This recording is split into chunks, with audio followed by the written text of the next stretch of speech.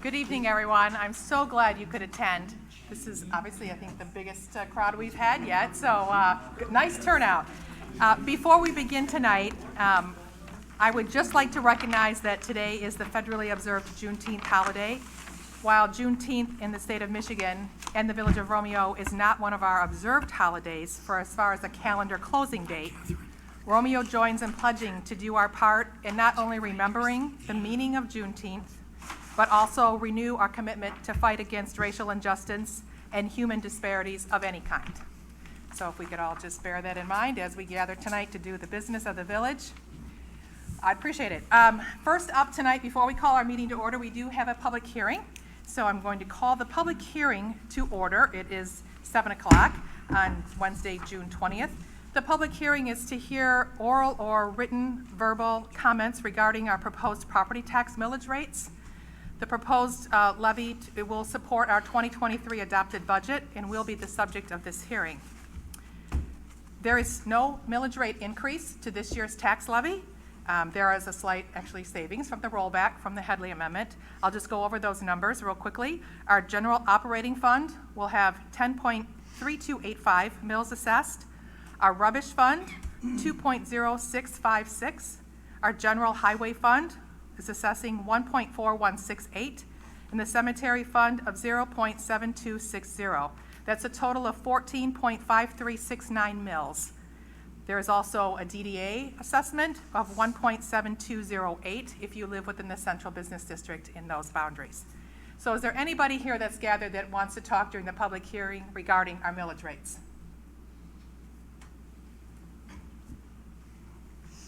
Hearing none, I'm going to close the public hearing and we will open up our Board of Trustees regular meeting.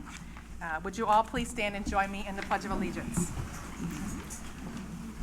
I pledge allegiance to the flag of the United States of America and to the republic for which it stands, one nation, under God, indivisible, with liberty and justice for all. That sounded great.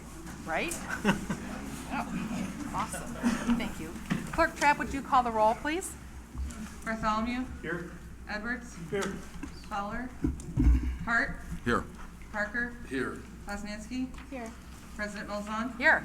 We have 6 present. Perfect. We have a quorum.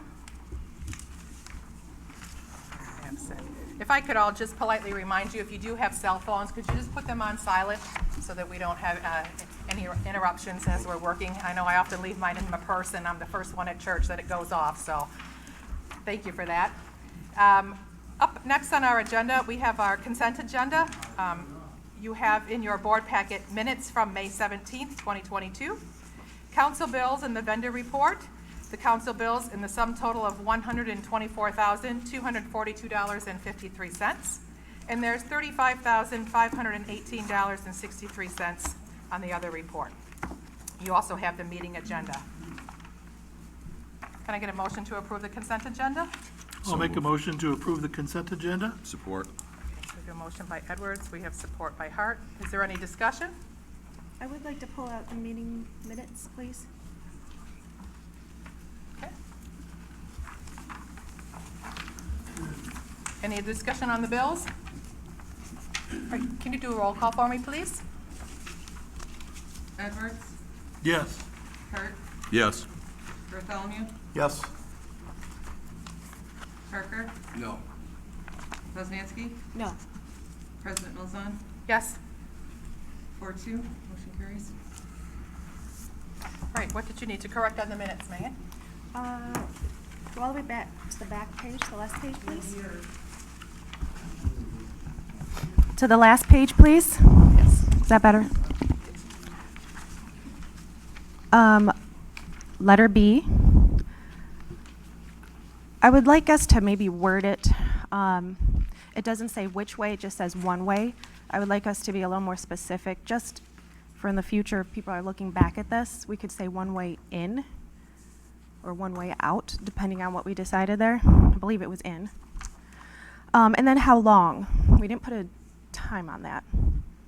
Did we want that to be permanent, or did we want it to follow along with the alley closure? We didn't really specify, so I just thought maybe that's something we should look at. Thought it was permanent. You know, I don't, I did too. I thought it was permitted as well. The change of the alleyway was one way. But we can certainly add that it okay. is I just don't southbound- recall it southbound from permanently Newberry. and put it as in permanent. Just to clarify for the future when people are, sorry, looking back. And then down to F, the video recording contract. There was a motion made, Oh, my apologies. so I'm sure you can catch that. I believe it was Bob made the motion in a second.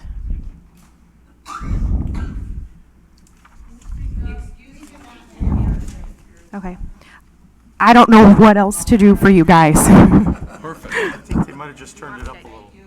Oh, it's on. Eat the mic. There you go. Okay, I will add that motion then. okay. Any other discussion? Can I get a motion to approve with those two adjustments? Make that motion.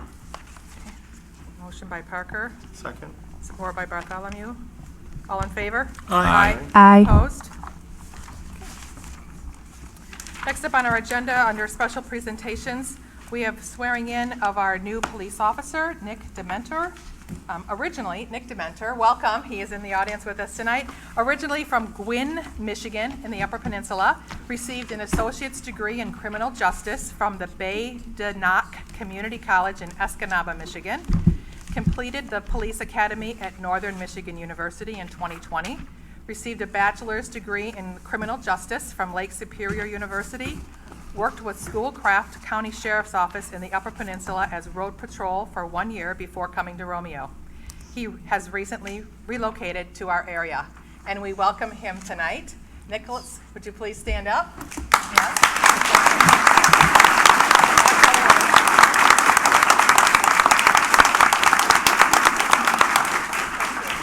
We are very glad that you're here to serve our residents, and we know you're going to do a great job. And Clerk Trapp would love to do the ceremonial swearing in, if you would join her, please. Where's a good shot of her standing? Right? I'm going to stand back here and take some pictures. All right. You raise your right hand, please.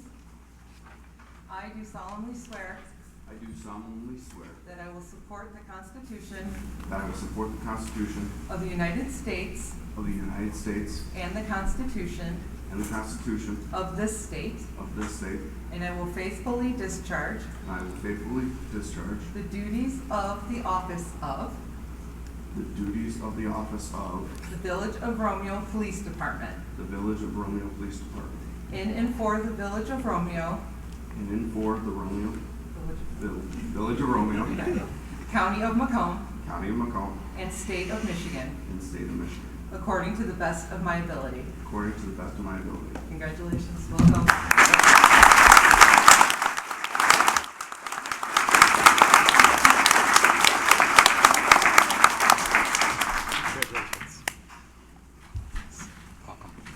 Thanks for choosing Romeo.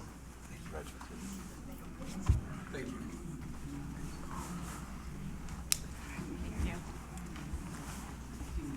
Oops, now I turn my silly flashlight on. Okay, let's move on. Okay, special presentations. In your board packet, you have two correspondences. I'm not going to read them tonight because they are quite lengthy. They are just from Governor Gretchen Whitmer's office and County Executive Mark Hackle and Candace Miller, just giving some follow-up on the Highland Park Great Lakes water billing situation. So please take a moment to read that correspondence. At this time, public comment. We have quite a crowd today, so I ask that you all be patient with each other and respectful. Limit your remarks to 3 minutes. I know it's kind of crowded in here, so typically we ask everybody to come over to the podium so that the microphone can pick up what you're saying. Give us your name and address. Who wants to go first? Christina, we're going to reserve time during any individual section for people that want Certainly. to speak during that topic. Yes. Yep, we're always willing to do that. Anybody here for public comment? All right. Well, this is going to be easier than what we thought, right? Okay. So we're going to move on to our reports. My president's report for June 20th, 2022. I have an exciting update alert. My office received confirmation last week that our crosswalk project was officially awarded and accepted by the contractor. They will be starting the process of updating our crosswalks in the next few days, with actual construction to begin after the 4th of July. I am so proud to be part of this project, which is very important for our vulnerable elderly and disabled citizens using wheelchairs or with visual disabilities, and not to mention the many parents using strollers trying to navigate from street parking onto our sidewalks. One of the first steps is making a record of the current conditions of our crosswalks and sidewalk areas. In doing so, there will be a cameraman coming around and recording the states of our streets. It was recommended to them that they come as early in the day as possible to lessen the chance of traffic blocking their recordings. We will continue to post updates as often as possible on our Facebook page and also on the DDA's website, but please be prepared and plan for some traffic delays and for a few short weeks while the improvements are put in place. It is anticipated to be concluded by Labor Day, so Peach Fest. We should be all good and done, so that's exciting. Last month, I accepted the resignation of Jay Foltz from the Planning Commission, and I'm looking to fill his vacancy. We also have openings on our Zoning Board of Appeals and the Historic District Commission. If you know anyone who is interested in volunteering in one of these positions, please reach out to me. Other than being a Romeo resident, there is no experience needed, just a desire to help Romeo be the best it can be. This past Saturday was a busy day of ribbon cuttings in our community, and our Romeo Washington Chamber of Commerce was there with me to celebrate these not-so-new newcomers in their new facilities. I was honored to present each of them with a symbolic buck for luck and thank the Wilson Vet family and the Voltaggio family for their support and commitment to the Washington Township Romeo community. Even though both of these businesses are physically located in Washington Township, their support and commitment know no municipal boundaries, and that ultimately benefits the entire tri-community area. You might have noticed there are several trees that were taken down on Pleasant Street last week and a few others that were pruned of their dead limbs. Myself, Clerk Trapp, DPW Supervisor Metz, together with the Romeo Tree Board, are actively working to make sure that our tree-lined streets don't disappear on our watch. The Tree Board approved, upon my request, to hire Able Tree Service to conduct a village-wide tree assessment. The report should allow us to identify trees that are a liability and need to be removed before they fall and cause property damage, and those that just need maintenance and a little TLC rehab. Many residents have reached out interested in new plantings where disease and neglect of our trees has occurred, resulting in a sea of tree stumps. Together, our goal is to preserve our beautiful tree canopy and put a plan in place to replant trees in the areas where they have been lost, so that our property values remain high and the beauty that we are known for doesn't fade into concrete and asphalt. Next, DPW Supervisor Tim Metz and I completed an extensive emergency response assessment of our drinking water system and the DPW facilities. Hubble, Roth & Clark, our engineering firm, assisted us in preparing and submitting a formal emergency response plan to EGLE to meet EGLE and FEMA's requirements. We assessed the DPW site, the iron removal plant, the backup well in Washington Township, and the water tower for 5 scenarios. We measured it against a cyber incident, a human intruder, tornado, extreme cold and heat conditions, and an airplane crash.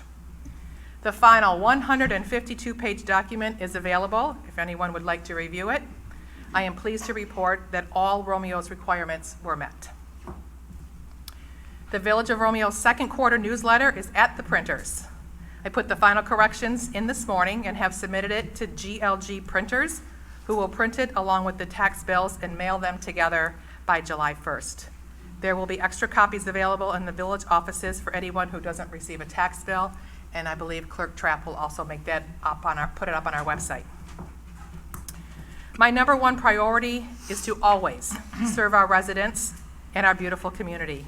When important issues come, please know that I will always make time for you to discuss your concerns.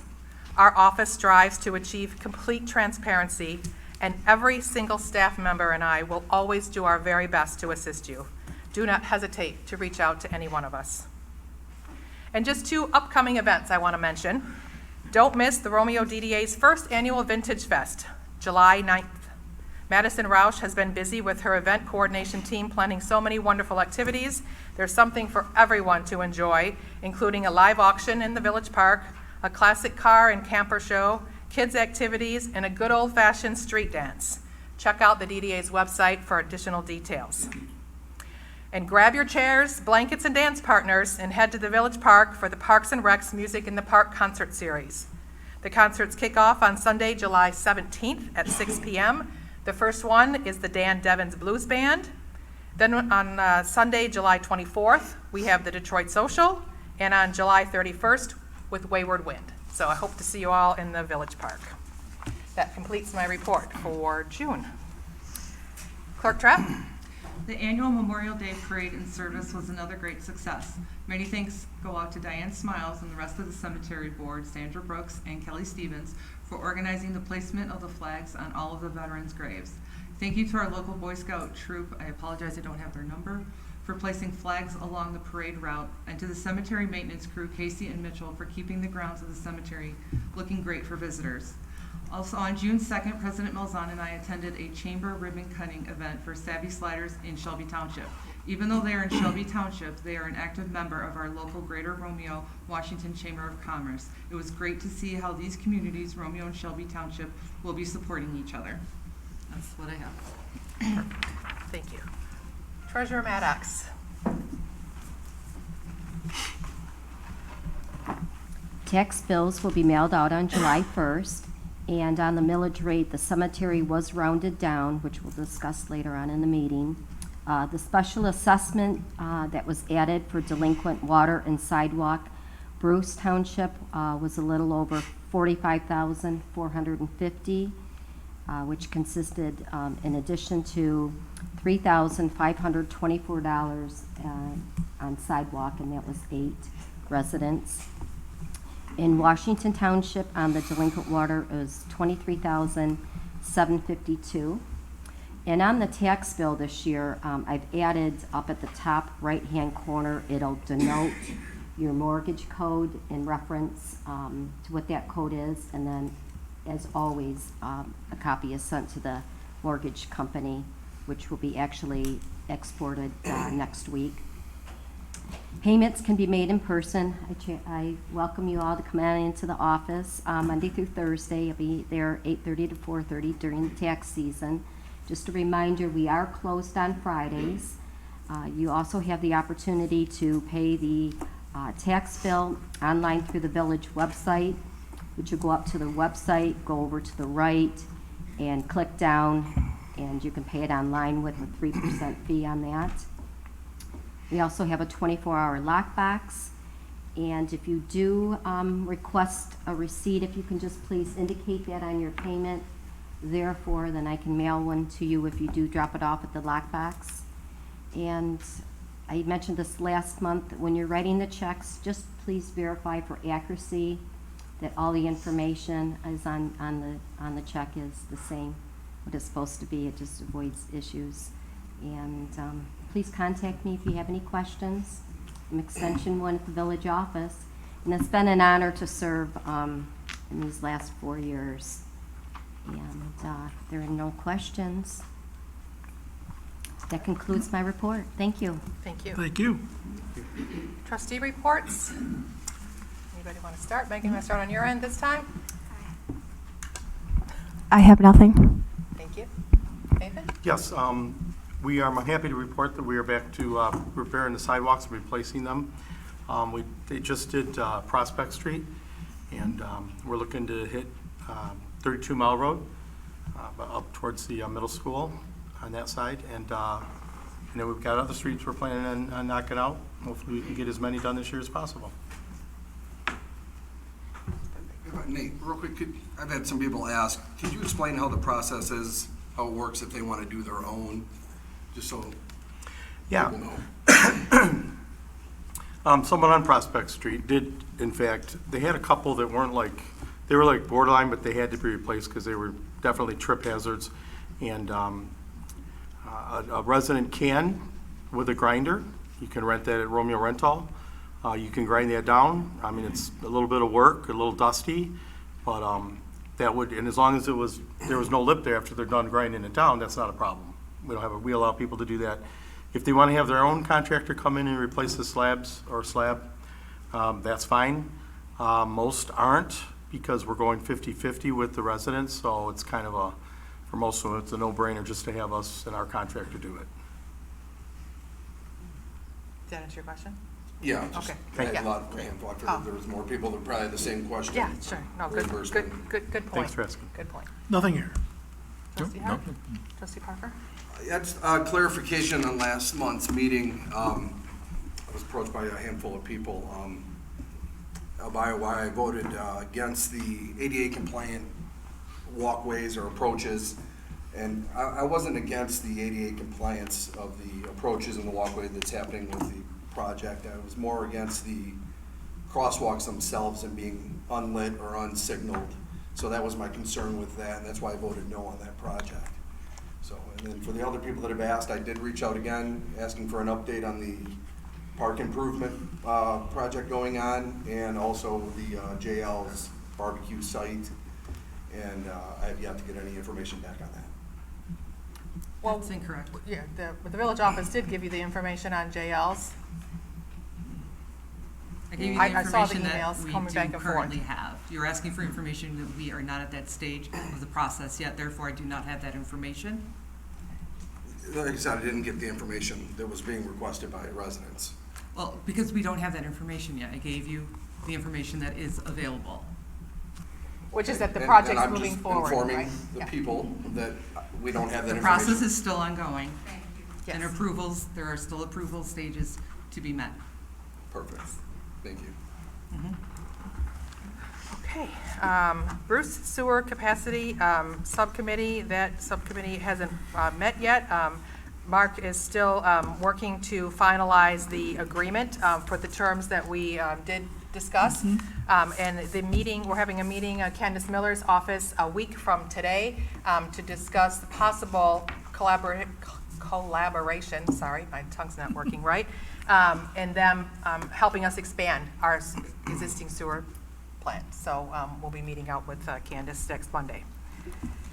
All right, unfinished business. First item up, the proposed $4 million bond that we have. Tonight we have with us Patrick McGow from Miller Canfield, and we also have Mr. Robert Benzinski from Benzinski and Company, who will actually be assisting with the process.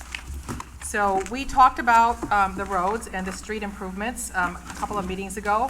We had a complete proposal and presentation at a special workshop meeting a few months ago, and this, as a result, was moving the project forward. We know that there's been many, many years that our roads have been neglected, which will deter from property values. So we're looking to finally put a plan in place. Unfortunately, the plan, is nothing comes free. It's quite expensive. And so we're looking, originally we were looking for a $4 million bond sale, but considering the cost increases with inflation and what's going on in the current market right now, I asked our engineering firm to run another scenario to account for that inflation and what we can anticipate, because certainly from my point of view, if I tell you that we have a 20-year plan and we're going to fix all the roads for $4 million, I want to make sure we can do that to the best of our ability. But right now, for an unforeseeable future, it looks like inflation's going to sort of beat us to the game, so it might take $4.5 million, which is why you have a second scenario in your board packet. And I think that Mr. McGow may be able to speak to that, if you don't mind. Thank you. Thank you. Good evening. My name is Pat McGow, and I have worked with the village in the past on bond and finance issues. I'm an attorney, and I work on bond matters, and was asked to come and talk to you about the proposed bond issue. So back in March, you had a presentation from consultants about various scenarios to raise money for roads. And the two options that were being considered was a millage increase that would allow the village to levy taxes each year to do projects on a pay-as-you-go basis, and then also a bond issue which would allow the village to issue bonds, to borrow money, to get that money up front, to do all those projects in a year or two period. So what I'm here to talk about tonight is the process for approving a bond issue. This is something that is required to be approved by the voters at an election. So we have prepared a resolution with some draft language for you to look at. I think the idea is that this would be something that you could discuss and potentially take action at your meeting in July, because the timing is that in order to target the November general election for a bond proposal, the village council needs to approve the language and file it with the respective clerks, the township clerks and the county clerk, the village clerk, by August 16th. So that's the deadline for getting something on the November ballot. So you've really got a couple months to figure out what it is that you want to do, the wording, the size, et cetera. So I'm going to talk a little bit about a ballot proposal, and I know that you have a draft resolution in front of you. The real key part is the ballot language, which is on the exhibit in the back. So when you vote a bond proposal, if you think about when you see them from the school district, the question is asking the voters to approve a certain dollar amount of money to be borrowed. So it's always stated as, shall the village borrow an amount not to exceed X dollars for the purpose of Y. So that's really what you have to decide is how much are we going to ask to be able to borrow, and then how we describe that purpose. Now the purpose is essentially road and street improvements. And then the other thing that needs to accompany that ballot proposal and be written into the language is state law requires an estimated millage rate to be put into the language. Now I know that when you were talking with your consultant, the idea was, I think the last discussion was a bond proposal that would roughly relate to 2 mills of debt levy. And the question then is going to be really, how do we know what 2 mills will support? Because as you know, interest rates are changing. You know, the cost of the construction of the projects is different. So really that's one of the things that you'll need to decide between now and next month. Are you going to target a certain dollar amount, as the engineer is suggesting, what's the dollar amount we need to pay to fix the roads to the level we want to, or are you going to focus on that millage rate? The financial advisor, Bobby Benzinski, is a municipal financial advisor who has worked with the village on past financing projects. He's run a couple different scenarios of what certain dollar amount would relate to in terms of a millage rate. But I have to say at this point everything's an estimate, because we're talking about millage rates here in June, but we're not talking about issuing bonds until next year. So the law requires us to put in our best faith estimate, but things can change between now and November at the election and the time we issue bonds. So really what we're looking to do is to figure out what it is that we want to ask the voters in November in terms of an approval, and then put in the best estimate of the millage rate for what that amount of bonds would be. So with that, I'd be happy to answer questions about the process, the proposal. Mr. Benzinski's here, and he can talk about the estimates that they use to determine what the millage rate impact would be with different scenarios. Does anybody have any questions for Mr. McGough? No. Okay, thank you, Mr. Benzinski.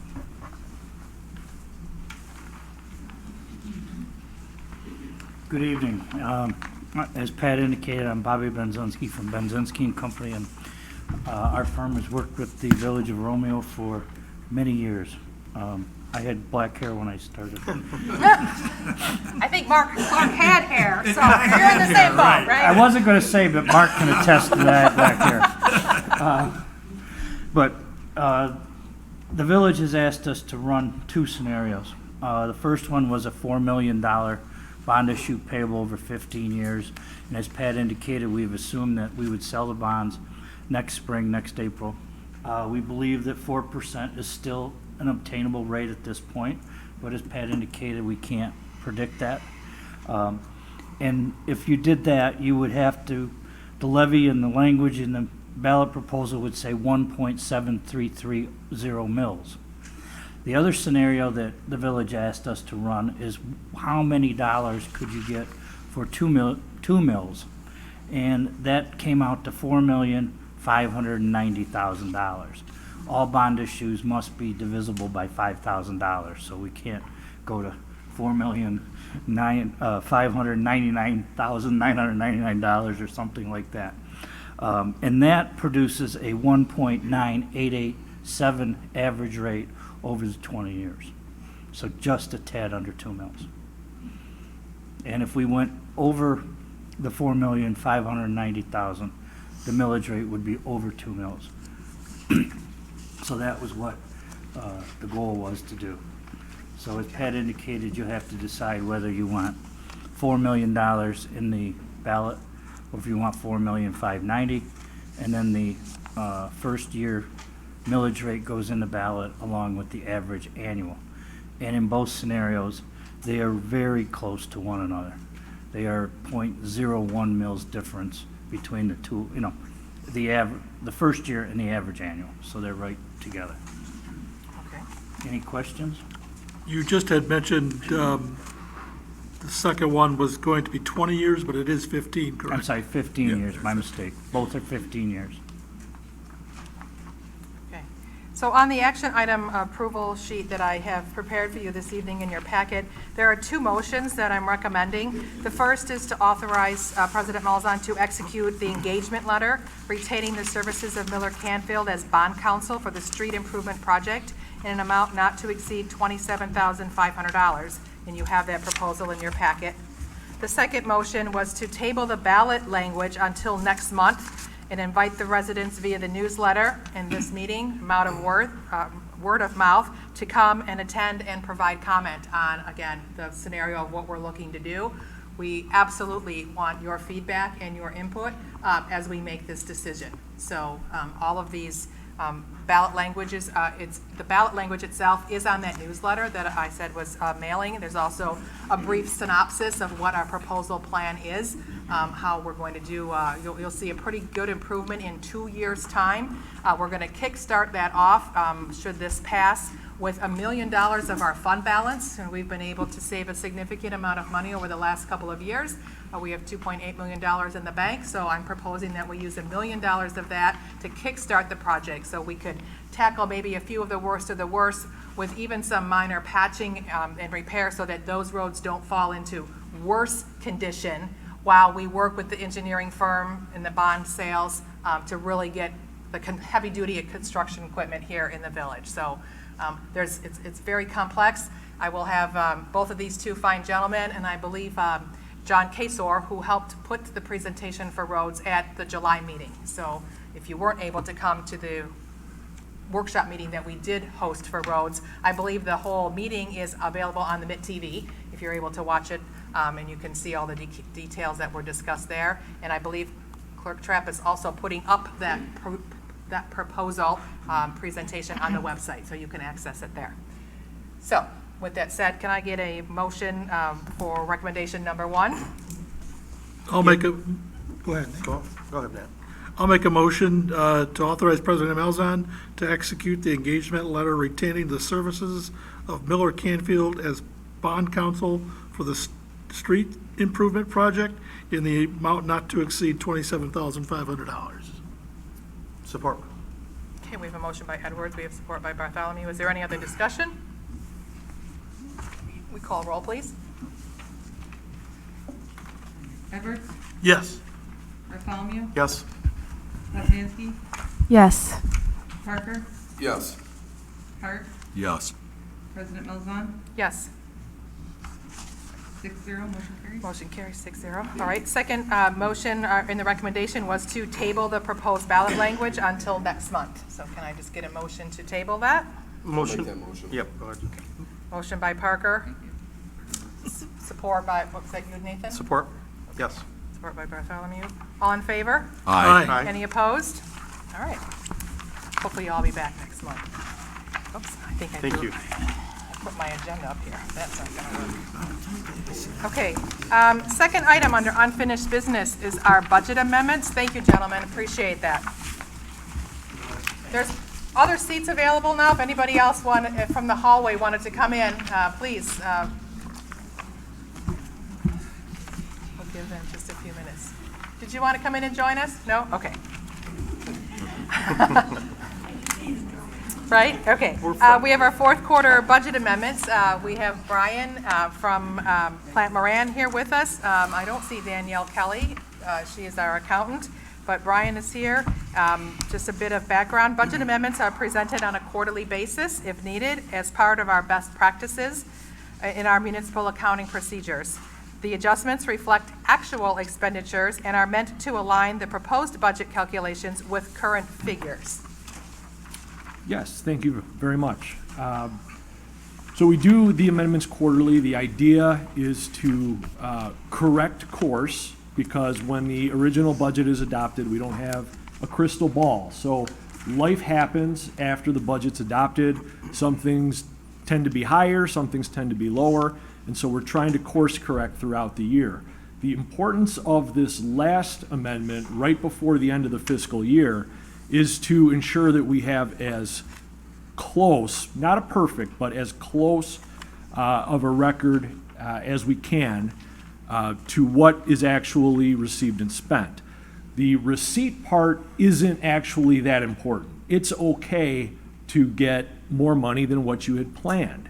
But here in the state of Michigan, it is not okay to spend more than what was appropriated. And so the real meat of this budget amendment is to hopefully get all of your departments and funds under budget by the end of the year.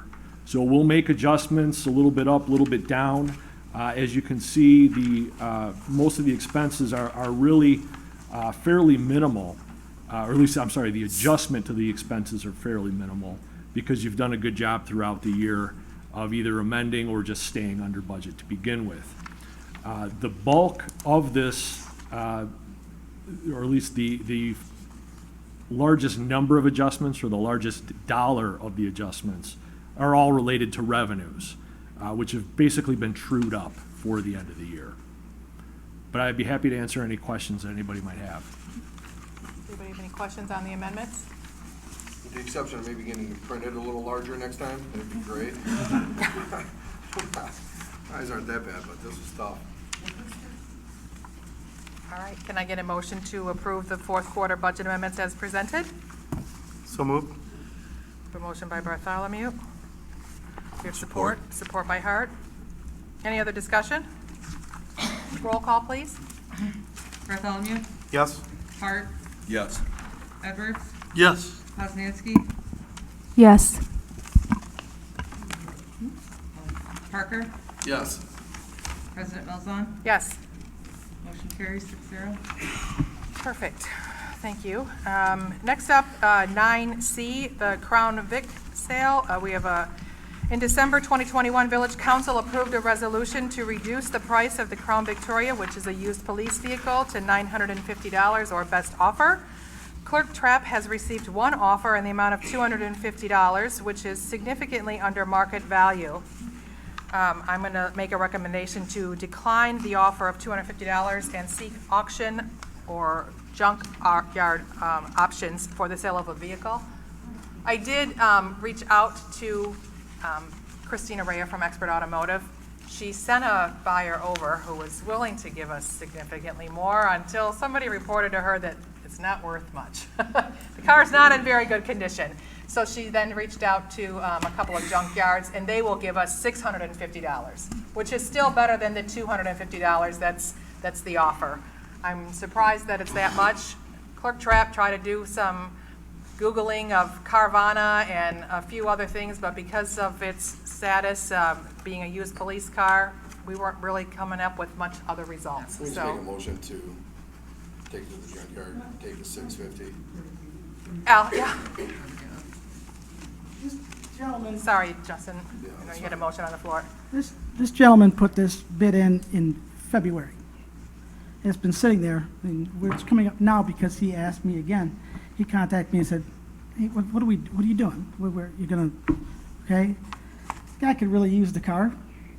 He's in a bad way, and it's been since February. I would just as soon you just sold it to the guy, a couple $100. And I definitely want it out of my yard. So please, Yeah, Consider I know that. you want it out of there. Do you know if he's willing to come up to at least, $500, $600? I don't know. He's in a bad way right now. So that's why he contacted me and said, "Hey, my car broke. I need a cheap car. What's going on with that?" I put in a bid. So he really could use Does- it. okay. But we have an offer for $650 at the junkyard. From the junkyard. Yes. I would say we'd sell it to him for $650 or Or to the junkyard. Was that your motion, Justin? Junkyard or sell it for I like the way you $650? worded it better. Say that again. Okay. Yeah, I mean, we'll be given the opportunity to match that. And if Okay. not, that's, Okay. What was the motion then?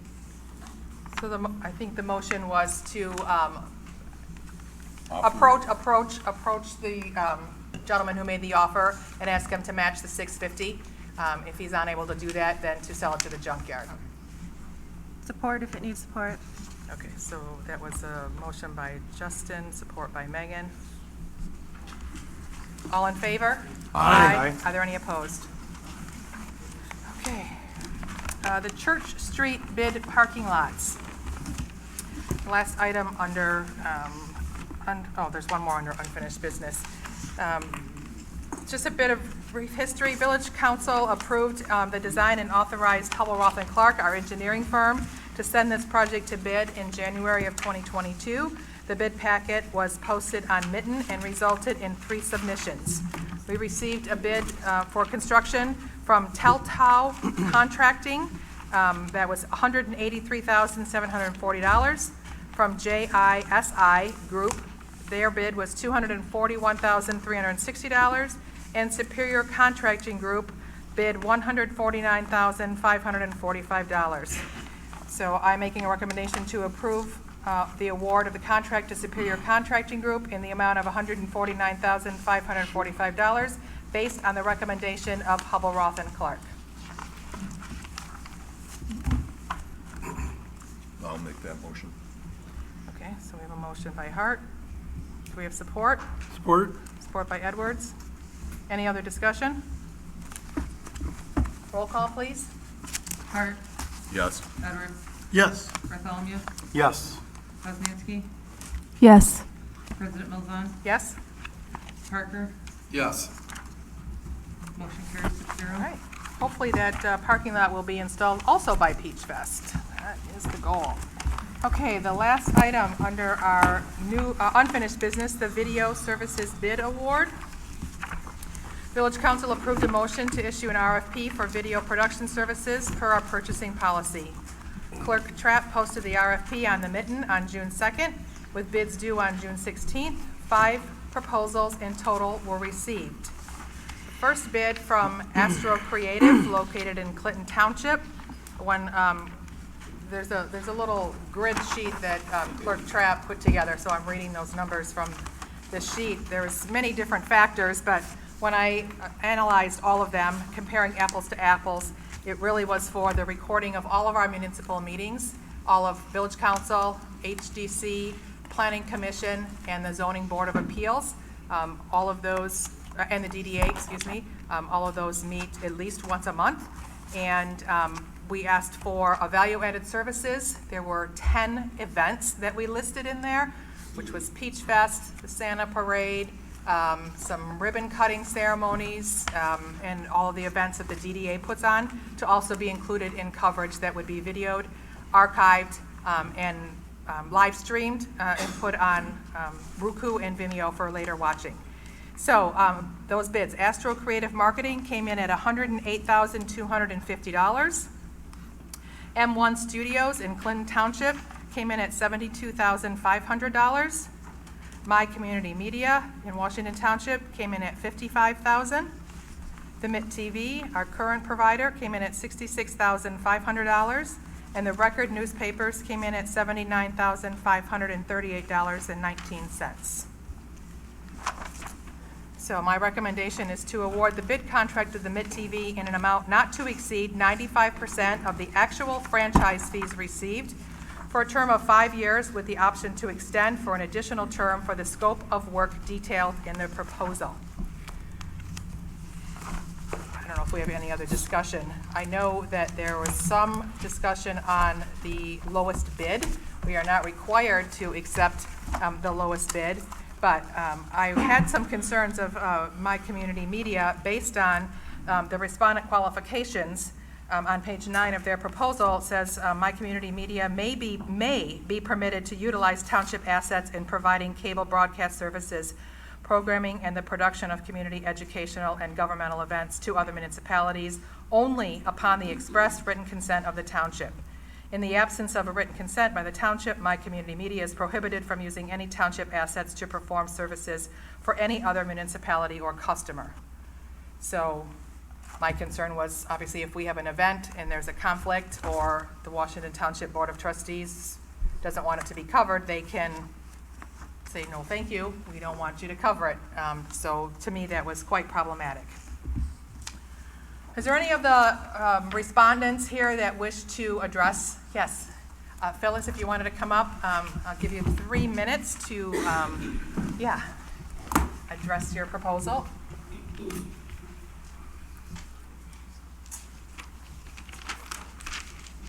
Good evening. For those who don't know me, I'm Phyllis Zimmerman. I am the president of Michigan Community Media, WBRW-TV. Just to address your specific concern, Ms. Malzahn, we have already, that was the original contract language. We already have in place an agreement with Washington Township for any contract we get with any other municipality that we have free use of their equipment. It's a sort of a fill-in-the-blank agreement, so as soon as we have one, the name of the entity goes in, they've already agreed to it. As you're aware, we bid on the Bruce contract, and it was in place for that. So we have their permission to use their equipment all the time, once we have a contract with somebody else, okay? I, again, appreciate the fact that we were able to bid on this contract. I think that we can provide the services that you need without any problem as far as equipment or personnel goes. We have 4 very skilled people working for us, and plus we have some contractors that we use if we need them. So we never have a conflict. If we have to cover 2 or 3 things, we can do it. It's not a problem. We are in the process of buying some more new equipment right now, so there will not be any issue as far as the equipment goes. I just think that we can carry out this contract without any problem. Does anybody have any questions? How many years have you guys been serving the community? Matt, 10? When did you sneak in, Matt, right? Sorry, just now. I apologize. That was good timing then. Sorry, yeah, I just came from the workshop down in Washington. So we've had the Michigan Community Media has been serving since we were formed in 2010. And the work began 2011-ish. So a little more than a decade. Any other questions for My Community Media? All right. Thank you both. Can I just clarify? So I just want, just as far as what you're concerned, as far as I just want to. You made it sound like perhaps that Washington Township would have concerns over us recording something in the village. That's never happened. They've not dictated. We've had conversations with their leadership, Sam Praviti and Dan O'Leary, previous to that, in regards to what should we cover, what shouldn't we cover. But we, through the contract, those decisions are made by us as an independent organization. So as far as if we weren't going to cover an event downtown, it would not happen that we would get a call from Washington Township saying, please don't cover that. That just is just not something that would happen. So just to add that. I appreciate the clarification. Thank you. I think I see a couple other respondents. Anybody else wanted to address the board for their submission?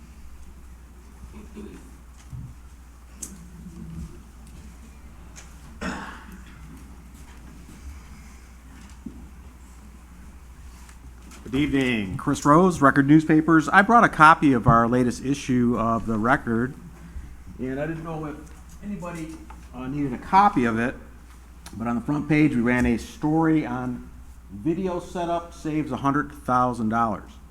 So the Bruce Township municipality decided to not use their supplier and record their own video, and they saved $100,000 to do that out of their budget. So if they had done that for the last 6 years, they would have saved over $600,000. That's when the contract was available, or started with the MIT TV. So before I start, I wanted to establish that the revenues derived from PEG and franchise fees to support video service contracts are a tax levied on subscribers. Now, some may argue that the PEG and franchise fees are not taxes. I submit that they are indeed taxes, no more, no less. And the test is, can a user opt out or refuse to pay the 5% fee tacked onto their chosen cable or internet provider monthly service and still maintain their subscription? And the answer is obviously no. Therefore, PEG and franchise fees are user taxes collected by the provider service, forwarded to the Village of Romeo in this case, and deposited in the village's general fund, not solely to be used for what they were intended, but for any expenditure that the village sees fit. So now that we've examined that, we're going to look at what's called a three-legged stool analogy. In this example, the stool per se is going to be the video contract.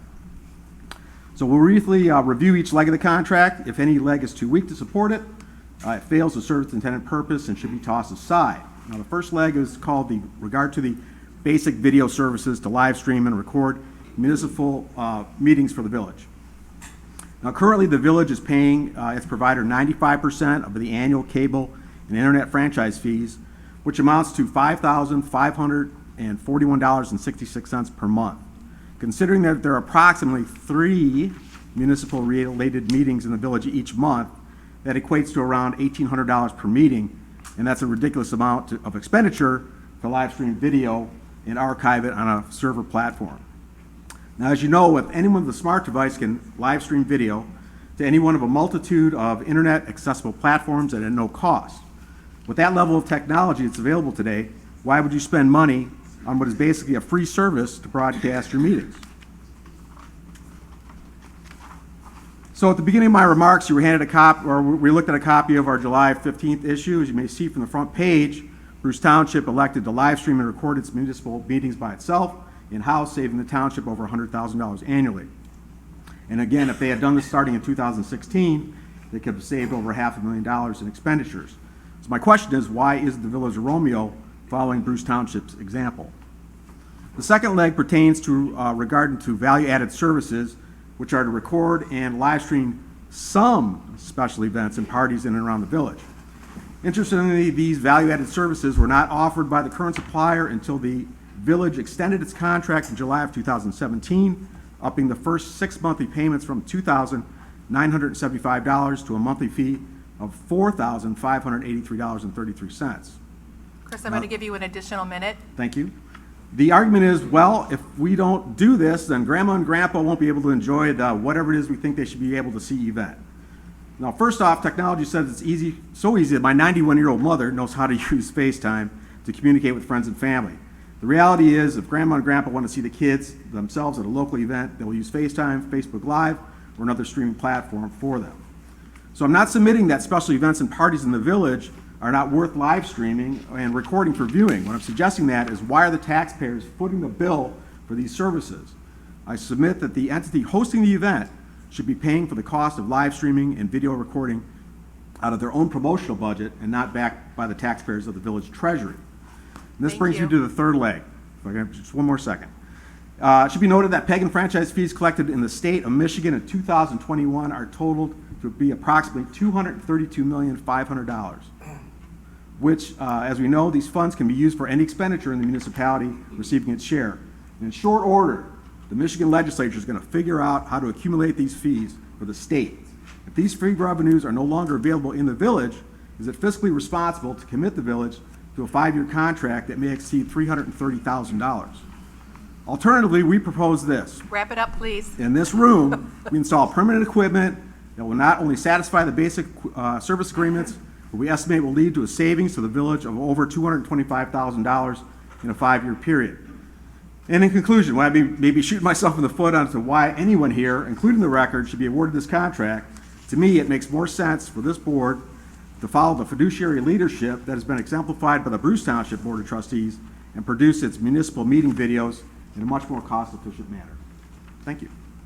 Thank you. Just to address a couple of things.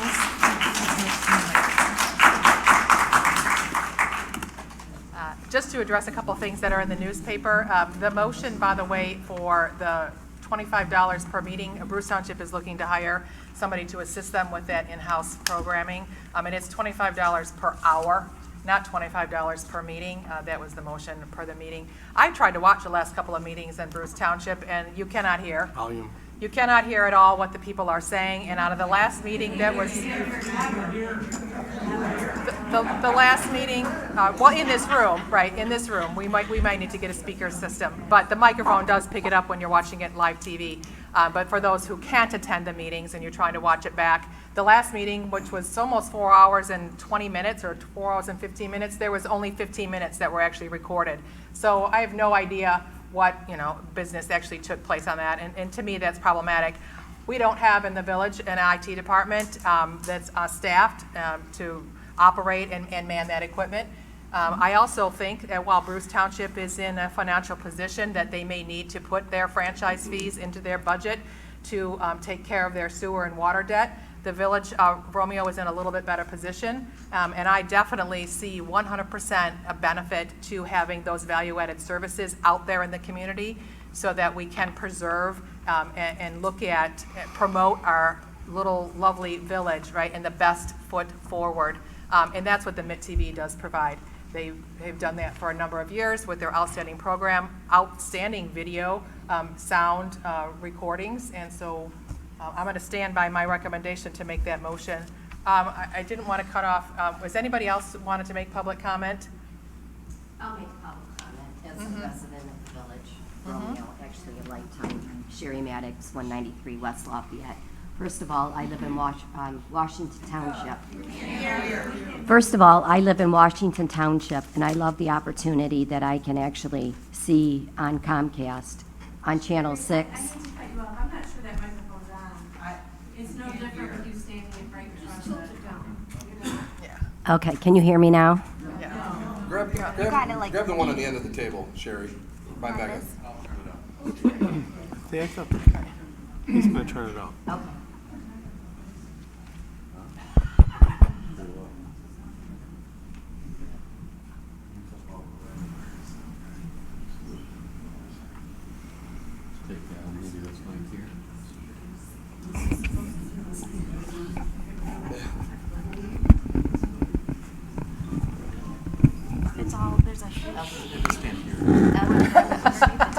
Sorry, Sherry. Okay.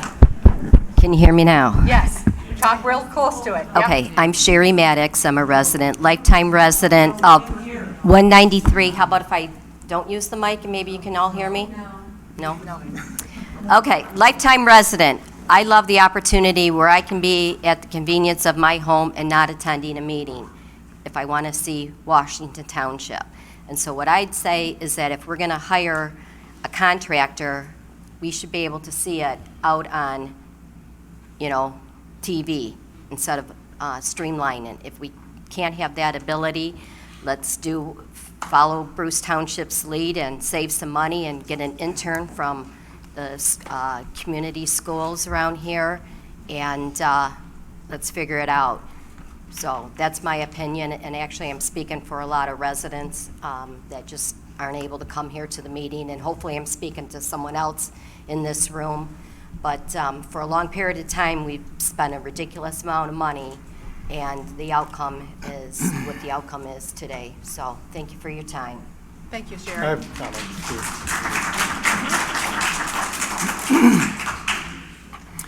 So anyways, I just wanted to say a few things. I watch I listen to all the meetings, and we're talking Bruce Township, Washington, planning, zoning, school boards. I guess I should get a life, but I listen to them while I work, so it's not a big deal. Since Bruce started doing their own, Christine's right. Like I say, I listen to them all. There's been a problem with the sound on every meeting, where you couldn't hear the people at the microphone because it was too loud. All you could hear is static. And you can't watch them live, so you can't comment, and you have to wait until they post them.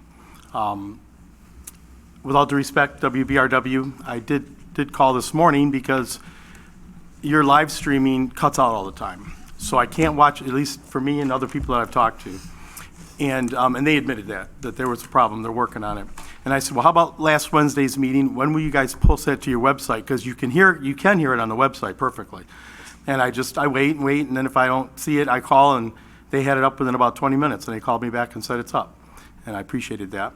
But having to wait and then, that type of thing, it's not just the meetings. The MIT TV, they're everywhere. They videotape anything that anybody pretty much walks up and asks them to videotape, and the quality's always there, and that's why I'm going to stick with MIT as far as my support goes.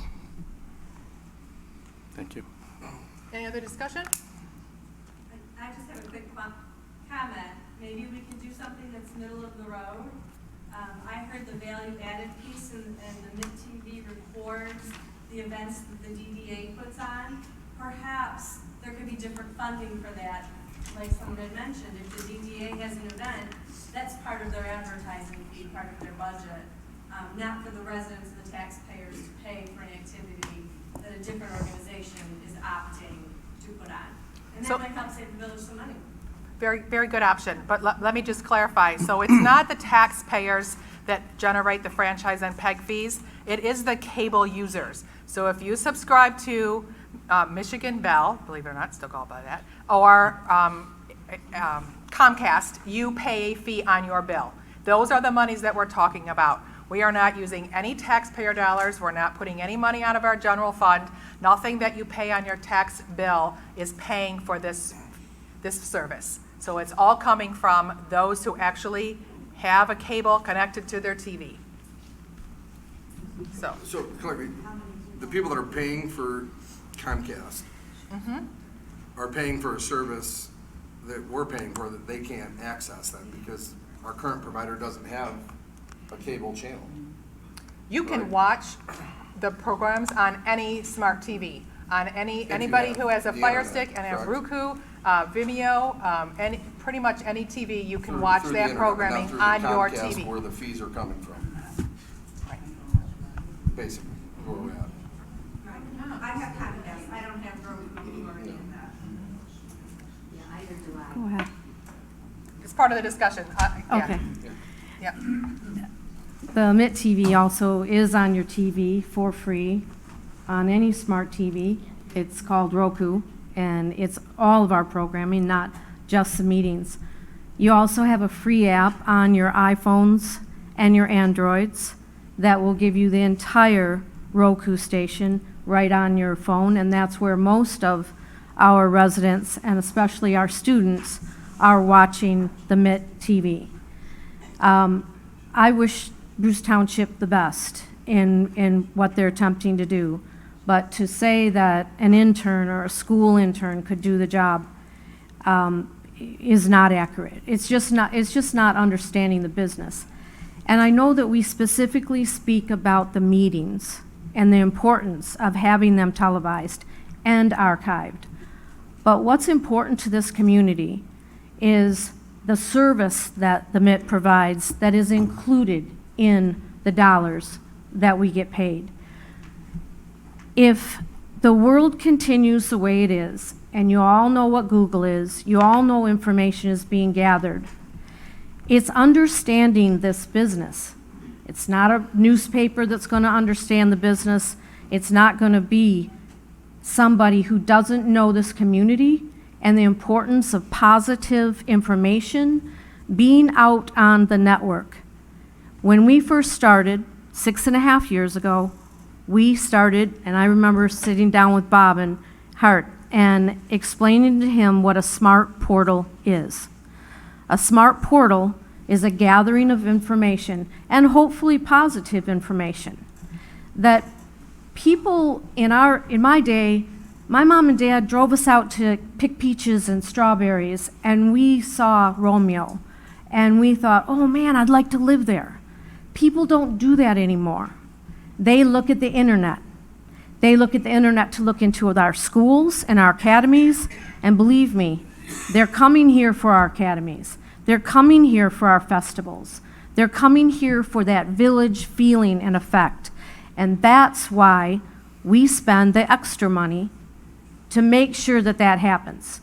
So when they look into the village of Romeo, they see the amazing people the lives they live, and their incredible stories that they have. And we've been in business for 7 years serving this community, and we haven't run out of stories. We have a ton of them, and those are what should be archived. Yes, our meetings are important, but what we offer is a community service. Number 2, and I'll make this short, not just filming the meetings is important. What's important is your distribution. If you just film these and nobody's watching, what good are they? And what good is the value to our village? We have the largest distribution and local distribution. We have 89% local distribution. We have 69,000 people that we hit last week. Out of that is 89% of our local people. And my last statement, in reference to the records ad man, you sell ads. You do not produce videos. You do not have a video production.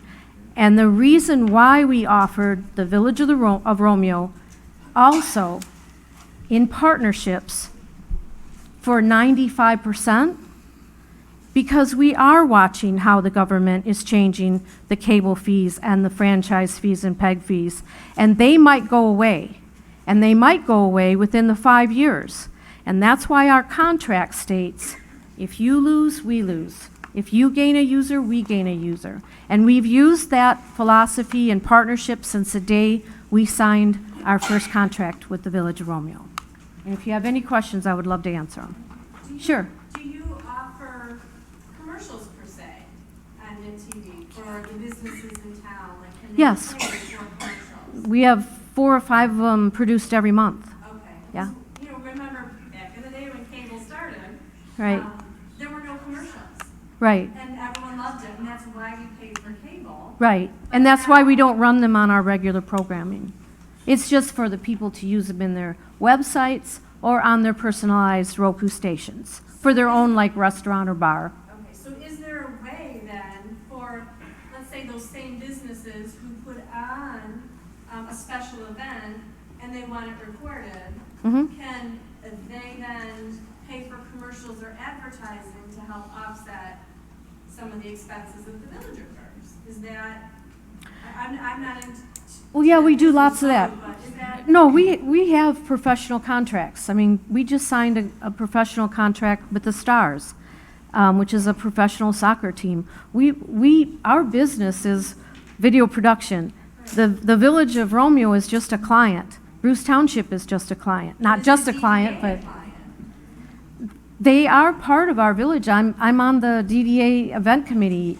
You know, I'm sitting there. I'm gonna say, wow, people should know about this because we want people to come into our village. Fund any of the events or the work that you do? No, but we do donate that in kind for each event. So there's The MIT no does. charge to the village There's for no. those value-added events? There's no because- charge to the DDA, but besides the 8 or 9 events that you guys have listed on the RFP now, which does cover several of the DDA sponsored events. Yeah. So to answer your question, yes, that is possible, but in our habits, we donate it in kind to help the village, to help DDA, bring in people, businesses, and people into our amazing community. All right, thank you, Ruth. Is there any other discussion on I mean, you kind of called the record out for not having a video background. Prior to you starting the MIT, what is your background in, like, training, education, and I have video training and production? education longer than 30 years. I own 2 studios in partnerships with 3 other business partners for 38 years before I decided to do this for these 2 communities. That's the only reason why I did it. Because I don't know, that's. You know, honest and the question. reason why I wanted to do it, the reason why I came here is I thought we needed a good, smart portal for the Village of Romeo, Washington Township, and Bruce Township.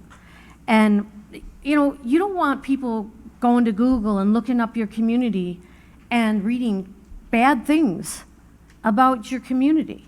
So it's a way of opening the doors and allowing people to see what's in this amazing community. So that's why I did it.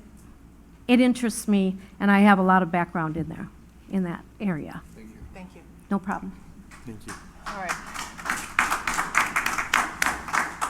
So if there's no further discussion, can I get a motion?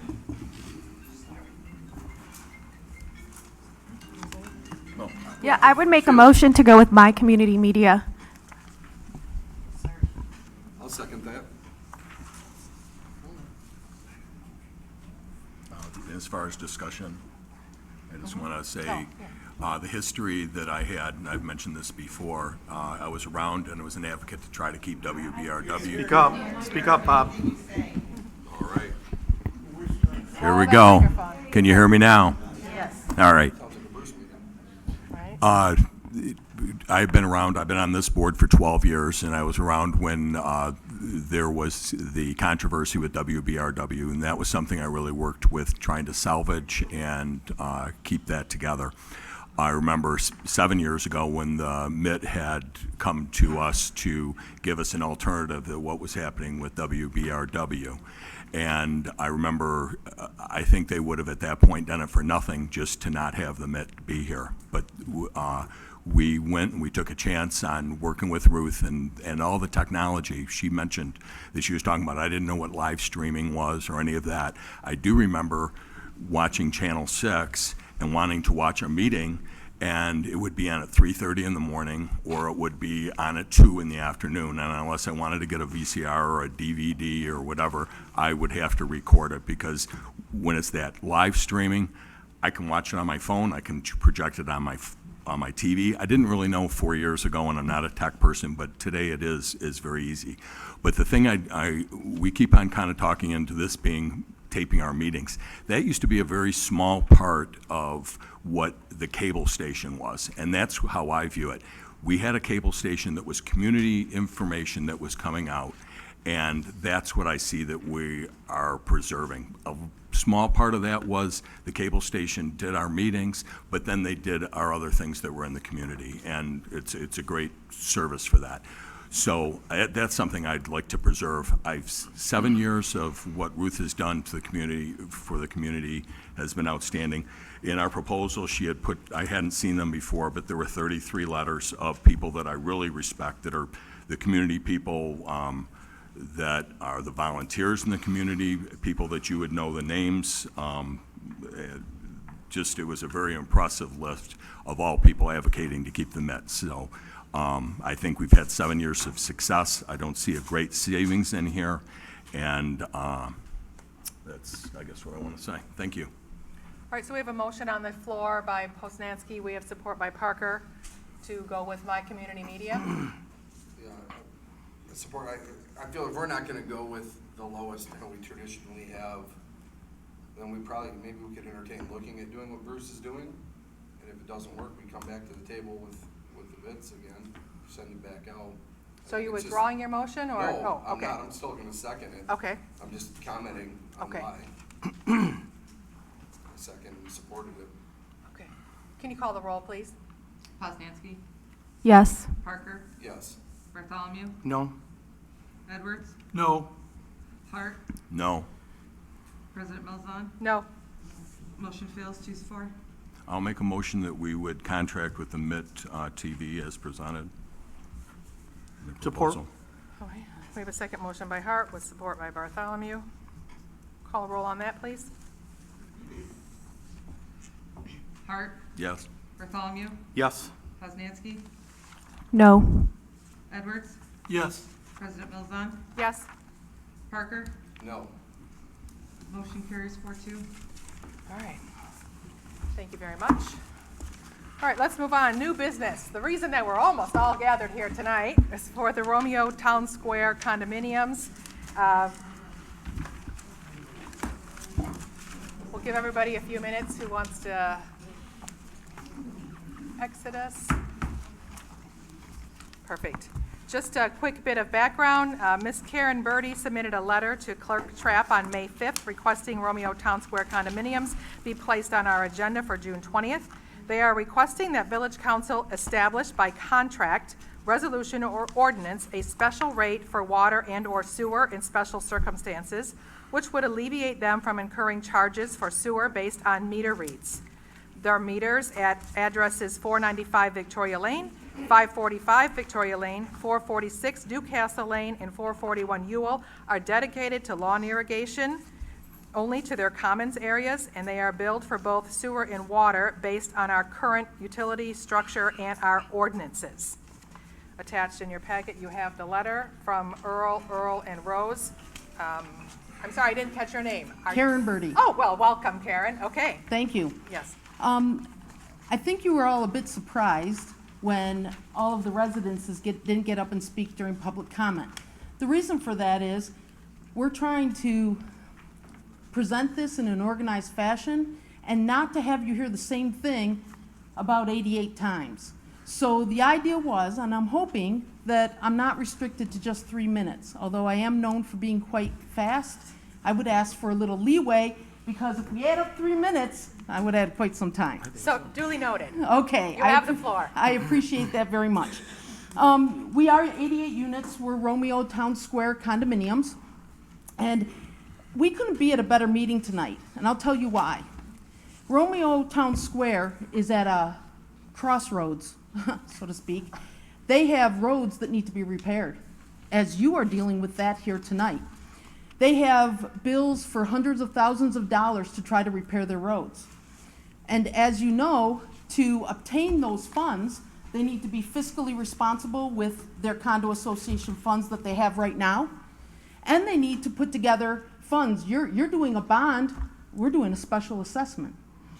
And the millage that you're proposing that they may end up paying will not be repairing their roads. So we're trying to give a little perspective of why we're here right now. We were going over our past bills and what we're spending, and what we found is last year we spent over $16,000 to water our lawn. That $16,000, only about $6,000 represents water. Over $10,000 represents sewer charges, of which that water never enters. Now, we know that when these meters went in, they were installed by the village, right? You request for a meter to be put in, the meter's put in. At that point, it is evident.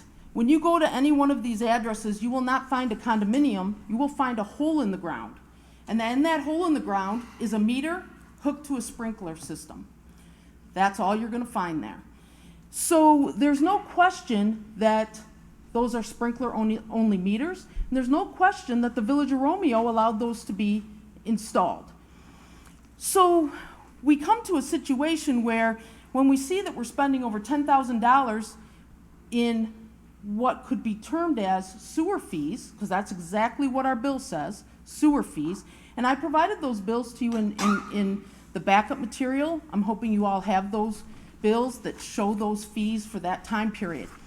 As we're paying those fees, we are benefiting or using zero of that service, none.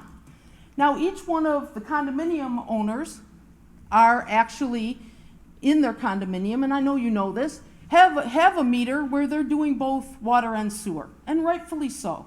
That's only proper.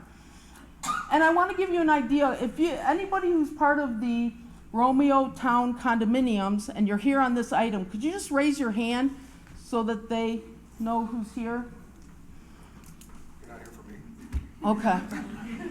So, in any event, we were talking at one of the meetings and we said, let's go talk to Romeo Village, because in many other communities, you are allowed to have irrigation-only meters. In many other communities, when you don't have irrigation-only meters, they have a formula in the summertime that they implement against that bill, which compensates the homeowner, if you will, for an over fee of which they're not using. So many of the condominium board members went to the village, and they had a very good conversation, and quite frankly, the bills were reduced. All of those sewer fees last year were taken off the bill. I provided you a copy of what they were provided, which showed. I'm sorry, we didn't get that, so nobody has that. I didn't get any backup material. I sent all of the backup material to the clerk, I forwarded everything you sent to me. and I have a confirming email from her. This is what we have. I forwarded everything to the president. All I have is your letter. I just wanted you to know that, so I apologize if it was supposed to be in the board packet, but it is not, so, yeah, but. Yeah, feel free to explain it. I just wanted you to know that we're not looking at it, so. That's troubling for me. She has been a pleasure to deal with, I have to say, Ms. Trapp. You've been very easy to deal with. I apologize for what I received. Okay, we had a conversation, and it wasn't even 2 days later, and I provided, well, I'm hoping that we resolve that aspect of it, because quite frankly, the information that I provided is critical to a full understanding of what's going on. And it is, in my opinion, imperative that you see that information, because this is a serious matter to your constituents. So I had provided bills that showed that the Village of Romeo corrected their bills for last summer. And there was a credit on each one of these addresses, and I actually have it over in my materials, but I'm trying not to be too longer than 3 minutes. Right. Tim made some adjustments. Yeah, the gentleman who made the adjustments is no longer with the village, so I hope we didn't cause him that trouble, but that's none of my business, so. Do you remember his name? Tim. Tim Mentz? Sadowski. Oh, Sadowski, that's right. Yes, our accountant. That's what she's That makes referring sense. to. So, in any event, I have the bills that show that the sewer charges were charged back. Here's an example, so that I don't bore you to death with 4 copies of it. Here's an example, if you could pass down where it says sewer meter, you'll see there's credits being made.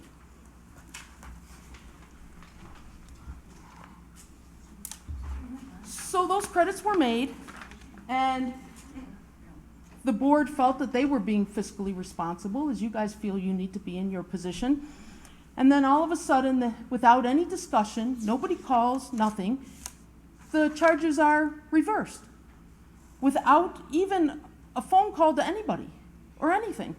So then all of a sudden, the charges are back on, and the board members come back to the city, and they're told, we don't have irrigation-only meters. Okay, we're not asking for irrigation-only meters to be installed. The village already did it. That ship has sailed. The irrigation meters exist, and so now we have to responsibly bill. So in the packet that I submitted, the next thing that I submitted to you was a case called Bolt versus the City of East Lansing. In that case, and I want to be clear with you, I submit to you that case, and I will be submitting it to you. If I have to get each one of your email addresses and send it, I will. In the case of Bolt versus East Lansing, I'm not saying that our facts are identical, but what I am saying is the rule of law set out in that case by the Michigan Supreme Court is exactly what I'm arguing. And that is, do you know how you guys are doing your millage, your vote for your roads? Because you have a whole bunch of people here who aren't going to necessarily benefit from that. So you have to, under the Headley Amendment, submit that to a vote. That's the rules. And communities such as yourself and government entities such as yourself, you guys aren't in the business of making money. You're in the business of providing services for a reasonable amount comparable to what someone benefits from that service.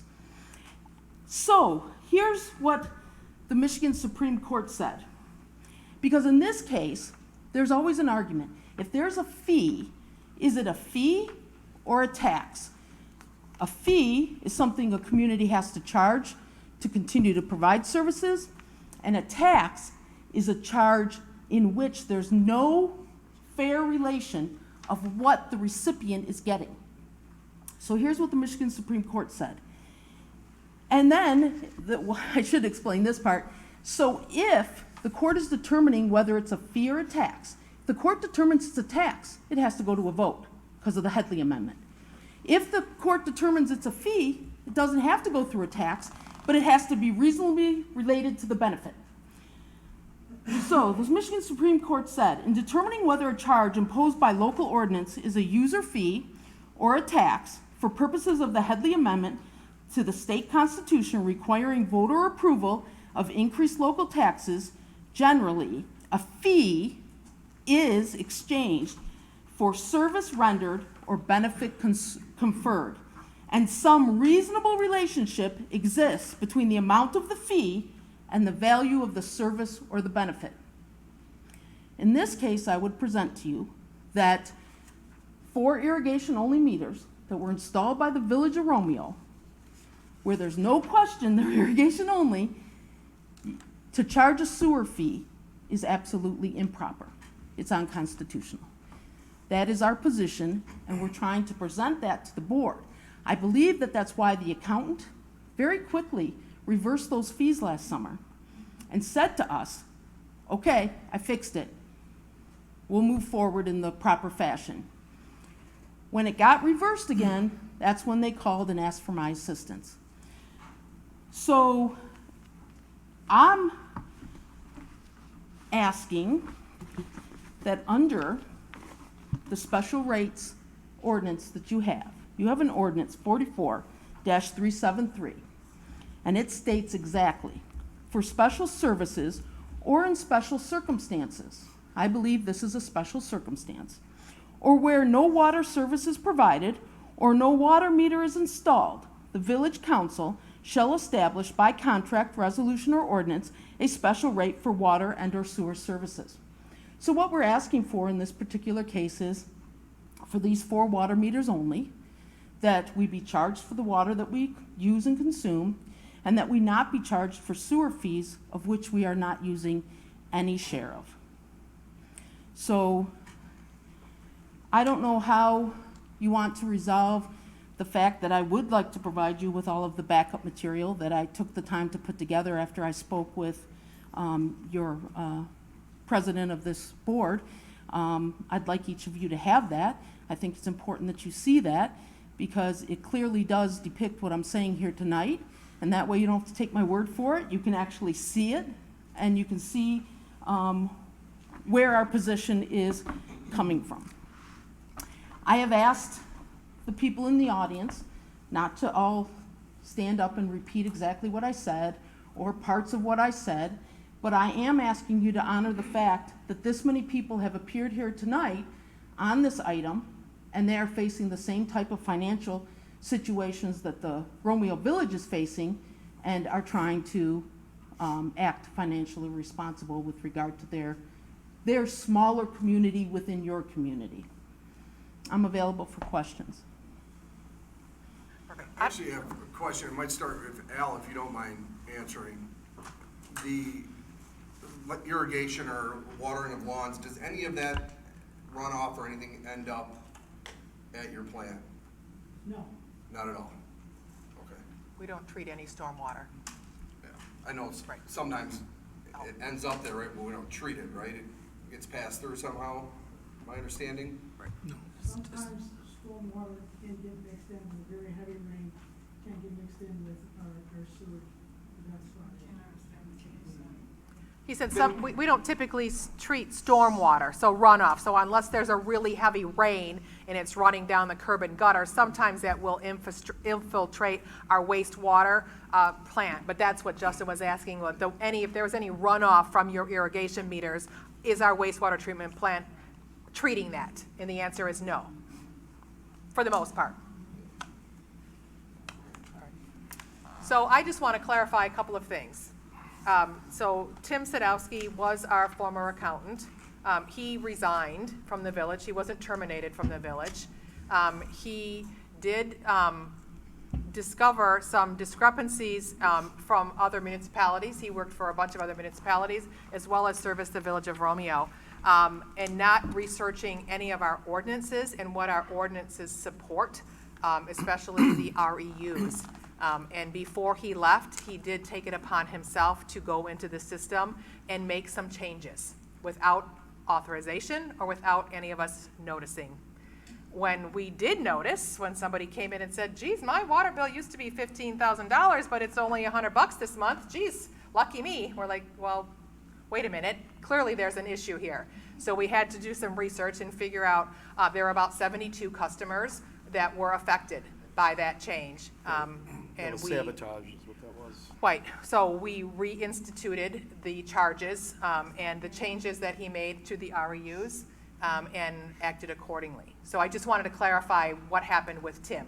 And we can certainly provide you a copy of his resignation letter if you want. He was not terminated from Romeo by any means. He chose to leave. As you noted, we do have a set of ordinances, and not only this crowd here, but I spoke to at least a good handful of residents who emailed me, a couple of phone calls, just really trying to get the information out to each and every one of you of what our ordinance is. And I cited that. I don't know if you provided that to them in the meetings of the full utility ordinance, but it's out of date. It's ridiculous. I don't disagree with any of you, right? I didn't write it. I'm just charged, as this board is, with following the rules that are put in place. So what I told the few people that I did speak to already, and what I offer to you tonight, is that Village Council initiated a whole utility rate study. It's very complicated. There's a lot of moving parts to it, but John Kasor from Municipal Analytics has been doing that work for us. We had a conference call again last week. We ran some other scenarios, and what we're trying to do with that utility rate study is eliminate the 10,000 gallon minimum charge. You don't think it's fair? If you're not using it, why are you paying for it? To your very point, right? So we said, look, let's look at our rate study and figure out, right, can we adjust the rates, or how do we adjust the rates so that no one's paying for something they're not getting? Part of that is updating and addressing our ordinance, which is outdated. For instance, the REUs. If you're an REU, you have more than one building, it says we should be charging every church one REU for every seat they have. I don't think we're doing that. There's a bunch of things that are really outdated. So as part of the utility rate study, which hopefully John Kasor is finalizing once our Great Lakes water contract is in place for our industrial users, and I believe it is, he's planning to come to our July meeting to give the presentation on the utility rate study. I'm happy to initially report that it does eliminate the 10,000 gallon minimum usage, and all of the users who aren't paying or aren't meeting that minimum bill should see about a $45 savings per every bill. So that'll be huge, right? That'll benefit exactly what we're talking about today. Ma'am, if I may, Right. that won't help us. No. Our sewer bills, if you Right. look at the bill I gave Yes. you, $300, $600, $700, $45 isn't going to cure that. No, that's for the people who are actually using it in their house. So part of that is also to address the outdated ordinance. In the outdated ordinance, we can look at specific rates just for lawn irrigation, so that we don't have to have this billing process that's been in place forever. So what I would say to that is, I understand ordinance is out of date, and I understand that you're having it reviewed, which I think is good. The situation is, you have the ability right now, under your own ordinances, to correct this and stop the bleeding. The board members have done studies over the last 10 years. You're talking about $100,000 over the last 10 years. We're talking serious money, serious bleeding. My recommendation to them was, let's bring the village what they need to correct this problem now. With the ordinance that I've given you that's in place right now, you can solve this. You can solve this, and then when you put your new ordinance in effect, absolutely, we'd follow under that other ordinance. But at this point, to tell all of these constituents that they've been quite frankly, paying for a service they're not using for all these years, and then to not give them immediate relief now, I don't think is responsible when it may in fact be unconstitutional. Well, to that, I would defer to our legal counsel, not to throw Mr. Clark under the bus, but he. Well, I disagree with Ms. Birdie that it's unconstitutional. I don't think that the ordinance fails a Bolt test. I'm familiar with that case. Your ordinances provide for a combined sewer and water system. You have a unified system. Whether that's a good idea or a bad idea, that's what you have. Nobody gets anything for free. And again, whether that's a good idea or a bad idea, that's up to you. You're elected to make those decisions. But legally, I think you're in a position to stay the course if that's what you choose. What Ms. Birdie has suggested, I think, is permissible. You have to, I believe, keep in mind, I don't know if you have any bonds out on your wastewater treatment plant or your water system, but if you do, the bonds were sold based on your current ordinances and the rate structures and how people are billed for what they use. Some of you who have been around for a while may recall that Ed Risch, bless his heart, used to come in periodically and make the same argument on behalf of a different condominium complex, which again, not a bad idea, not a good idea, but this isn't, no disrespect, this isn't an original thought. This has been going on for a long time based on your ordinances that have been in place for a long time.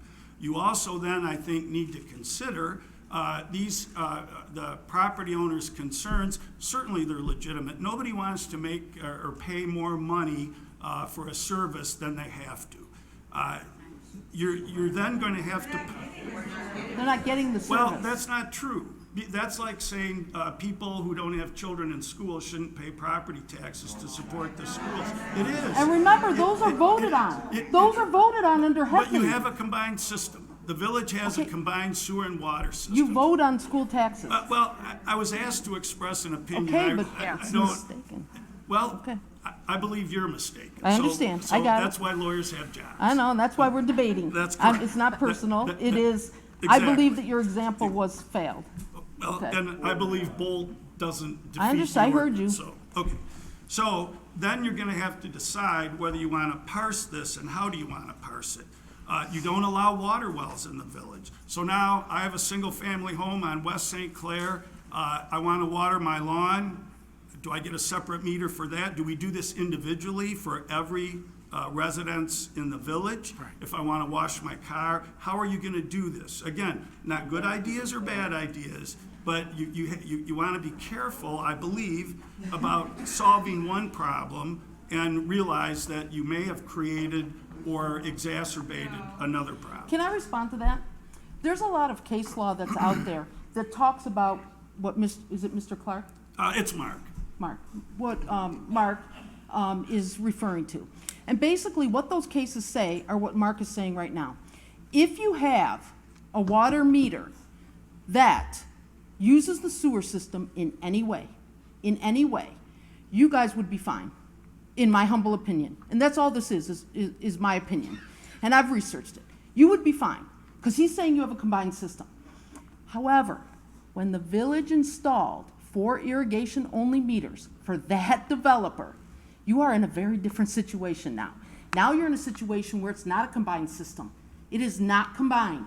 They're not using one iota of the sewer system. So the arguments that people may try to make, that my sewer charges are too high, and yes, I use the sewer, they're not going to fly in court. They're not going to fly in court. But I will tell you, we're using 0 of your sewer system for these 4 meters.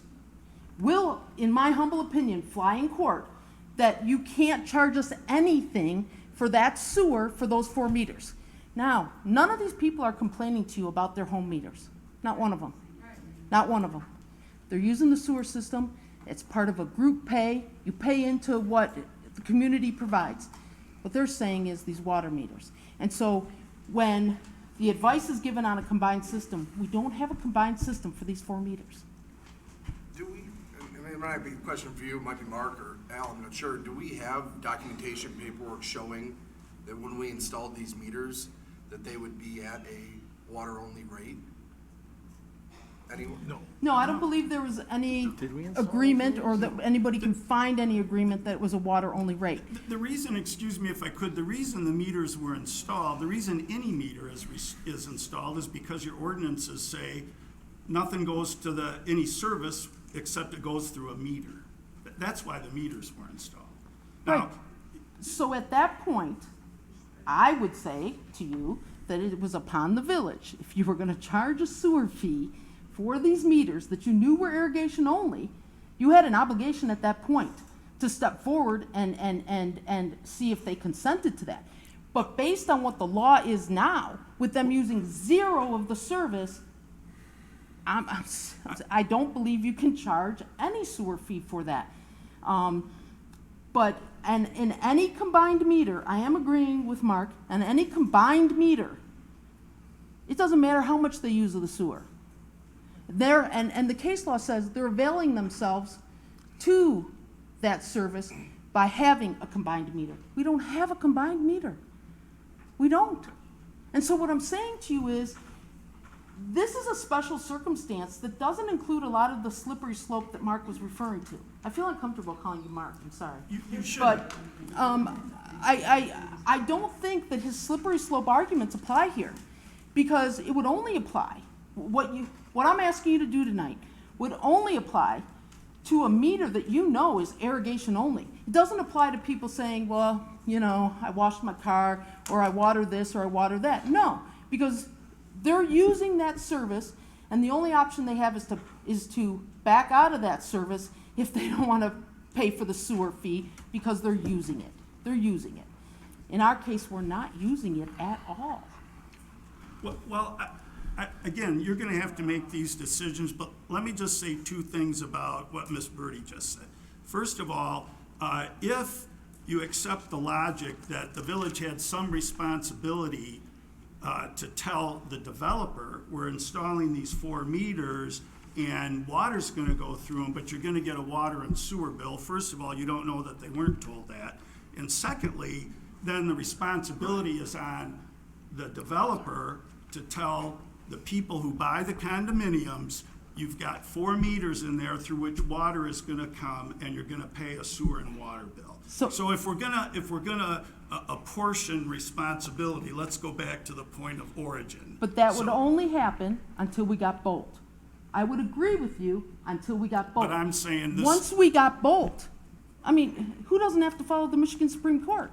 They said if you're not using. You only have to follow it if it applies. Okay. And so that's where and you so and my I. argument is. That's where you and I disagree. Right. So the fact is, once you got Bolt that says not using a service at all, how could you possibly be charged a fee?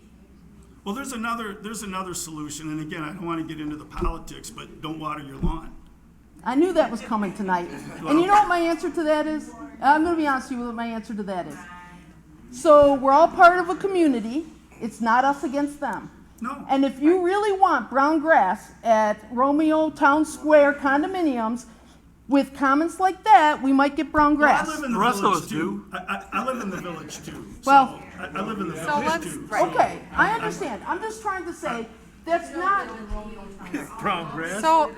So I'm going to sort of reconvene and pull this back, because I don't want this to be the lawyer hour. Exactly. You guys can arm wrestle in the parking lot if you need to over who's right. No, I'll buy him a drink. I'm not an attorney. I would prefer beer. Yeah. Right. I'm not an attorney. I don't think any of you are attorneys, so I'm not, prepared to make that decision. We retain the advice of Mark Clark, and so I would ask that as I mentioned in the utility rate study, we're going to look to address the ordinances, which may or may not be appropriate for this and other developers and situations that we have in the village. But what I'm committing to you is that we would at least do that work, right? While we look to save as many dollars as we can for all of our residents, we can certainly look and address that. So my question for you would be, if in July you're reviewing what the gentleman is doing, I know what it takes to do an ordinance, okay? You have to have readings, public hearings. Not in a village. We don't do any of that. Oh, you don't do any of that? We don't do any of that. Okay, so you're right? streamlined?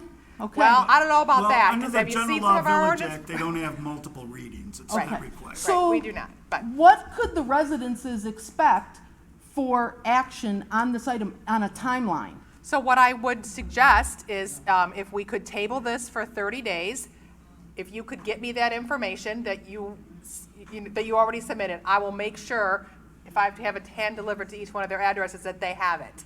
And then we can get the utility rate study at the July meeting, and everybody then can think about, okay, what does this situation look like, and how do we want to direct our ordinance? In the meantime, we can also ask our legal counsel for an opinion on Bolt versus the Village of Romeo's ordinances, so that he can have time to actually, put together a thought for us, and we can make a better decision in July.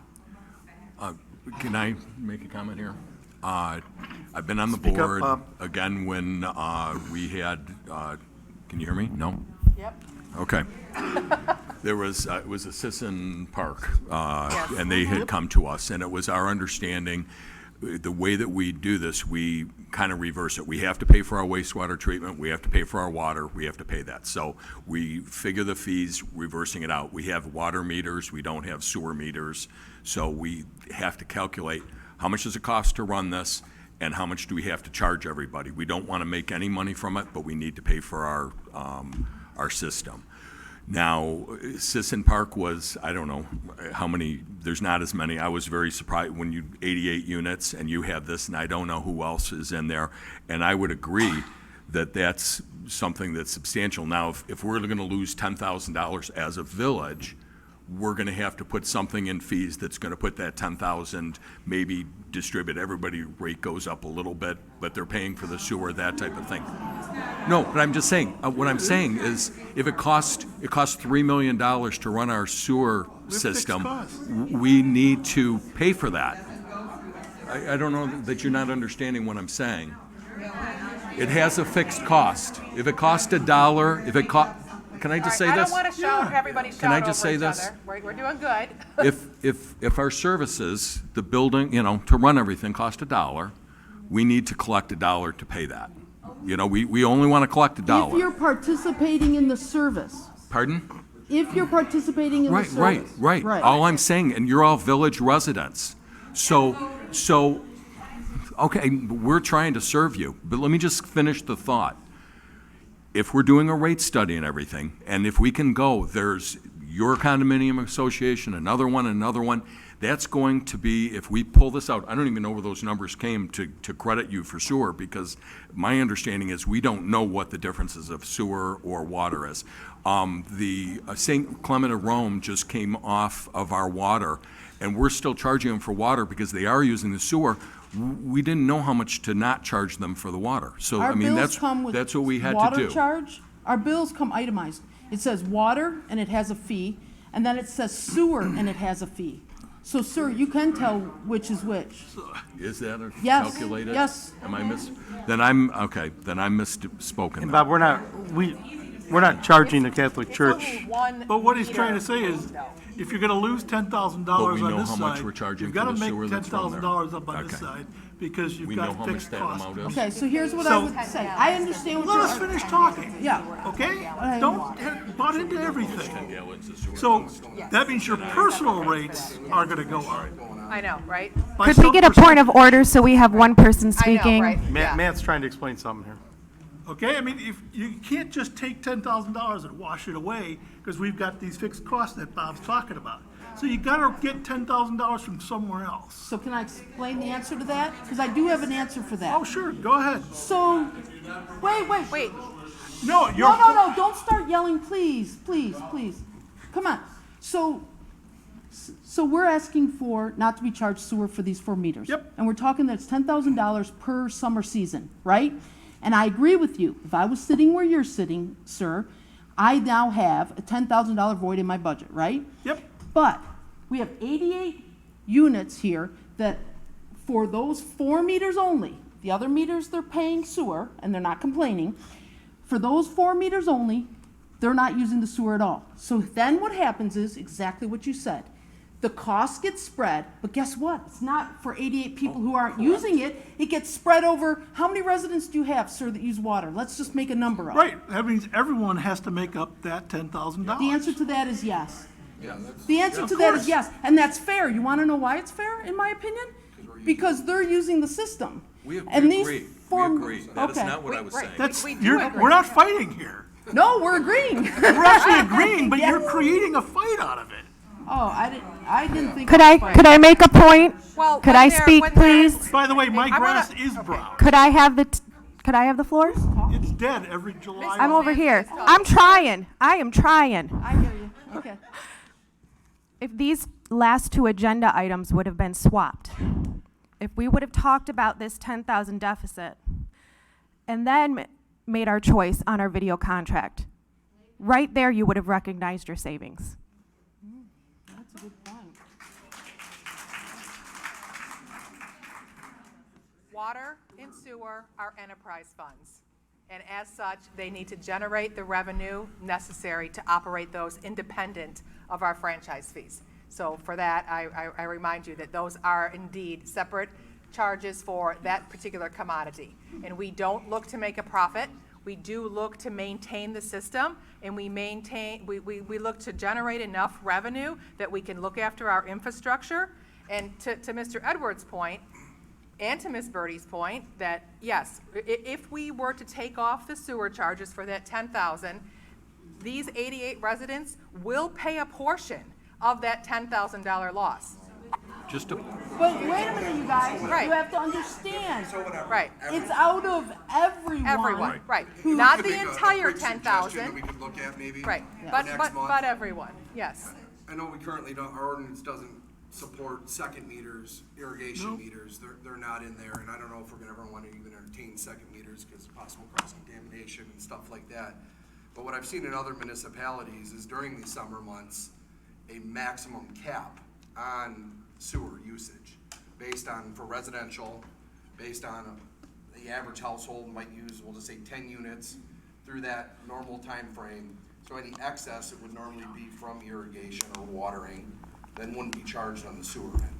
So you'd be capped possibly at a residential maximum usage for sewer on your irrigation Right, systems. and that was one of the scenarios that John Kasor and I ran that he plans to address and bring to us in July. I just don't have it ready for. What date is the July meeting? It's July 18th, I believe, the third Monday of July. This gentleman has had his hand raised for a really long time, so I'd like to give him the floor for a minute. Would you like to I put him, don't sir? know exactly what the timeline is, but sometime in the last 12, 13 months, you guys made a decision to cancel this $10,000. How did that happen? One, it wasn't a decision that was made by this board. It was a decision made by one employee who didn't agree or didn't research our ordinances and compared to the other municipalities of which he worked. So one employee made that decision? Yes. Correct. Former. And here is the board. Can you make that decision? I'm suggesting that we Suspend it that we until we figure can this make out. that Yeah. decision. I like that. Thank you. we have to treat everybody in the village the same. Exactly, that's my concern. But we absolutely can do that. I mean, the paperwork you provided, this is from our website? Or is this your internal paperwork? No, that's from your This village is from offices. Our office, I mean. Absolutely. Right, clearly should sprinkle meters on there too. Yes. You know, that's where I can. That was what the gentleman gave the board when they went. I don't think anybody is I don't think disagreeing anyone's at all disagreeing. with the No, I don't think argument. I'm just trying to find a solution.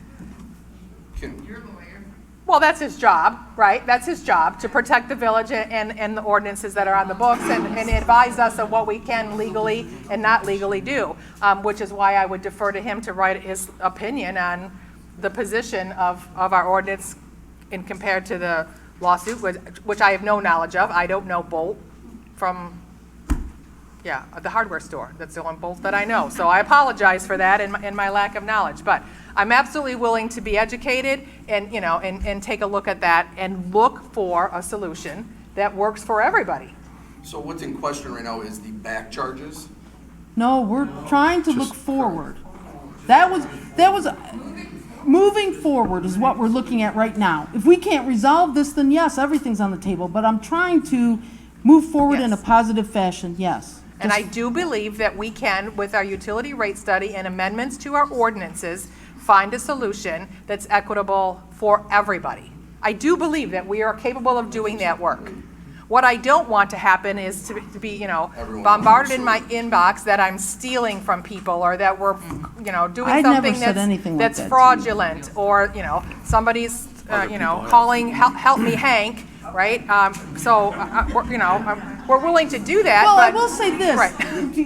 Imagine from the other end, though. They came to the village and talked. Not, They well, got, one, not to my office. Okay, but they Right, came to yes. the village entities, they talked, they got a result. The result was taken away without any discussion. This is why you may have a little bit of that going I on. completely But you have to understand. admit that none of that has come from me. That hasn't been my. I think It's we're not all my in agreement that we suggestion, want to find right. a happy Yes. medium and a way to make this work. I think at this point, I don't know if there's a good way to word a motion to, I'll say, suspend these charges for these meters temporarily until we figure out. I would not phrase it or posture it that way. Ms. Birdie has accurately quoted a portion of your ordinance about establishing by contract resolution or ordinance a special rate. But you can't, by resolution, essentially look the other way from your ordinances. So in terms of couching it as a waiver or a suspension, I do not recommend that you do that. If you want to respond in kind to the provision that Ms. Birdie has suggested, you can do that because the ordinance allows for that.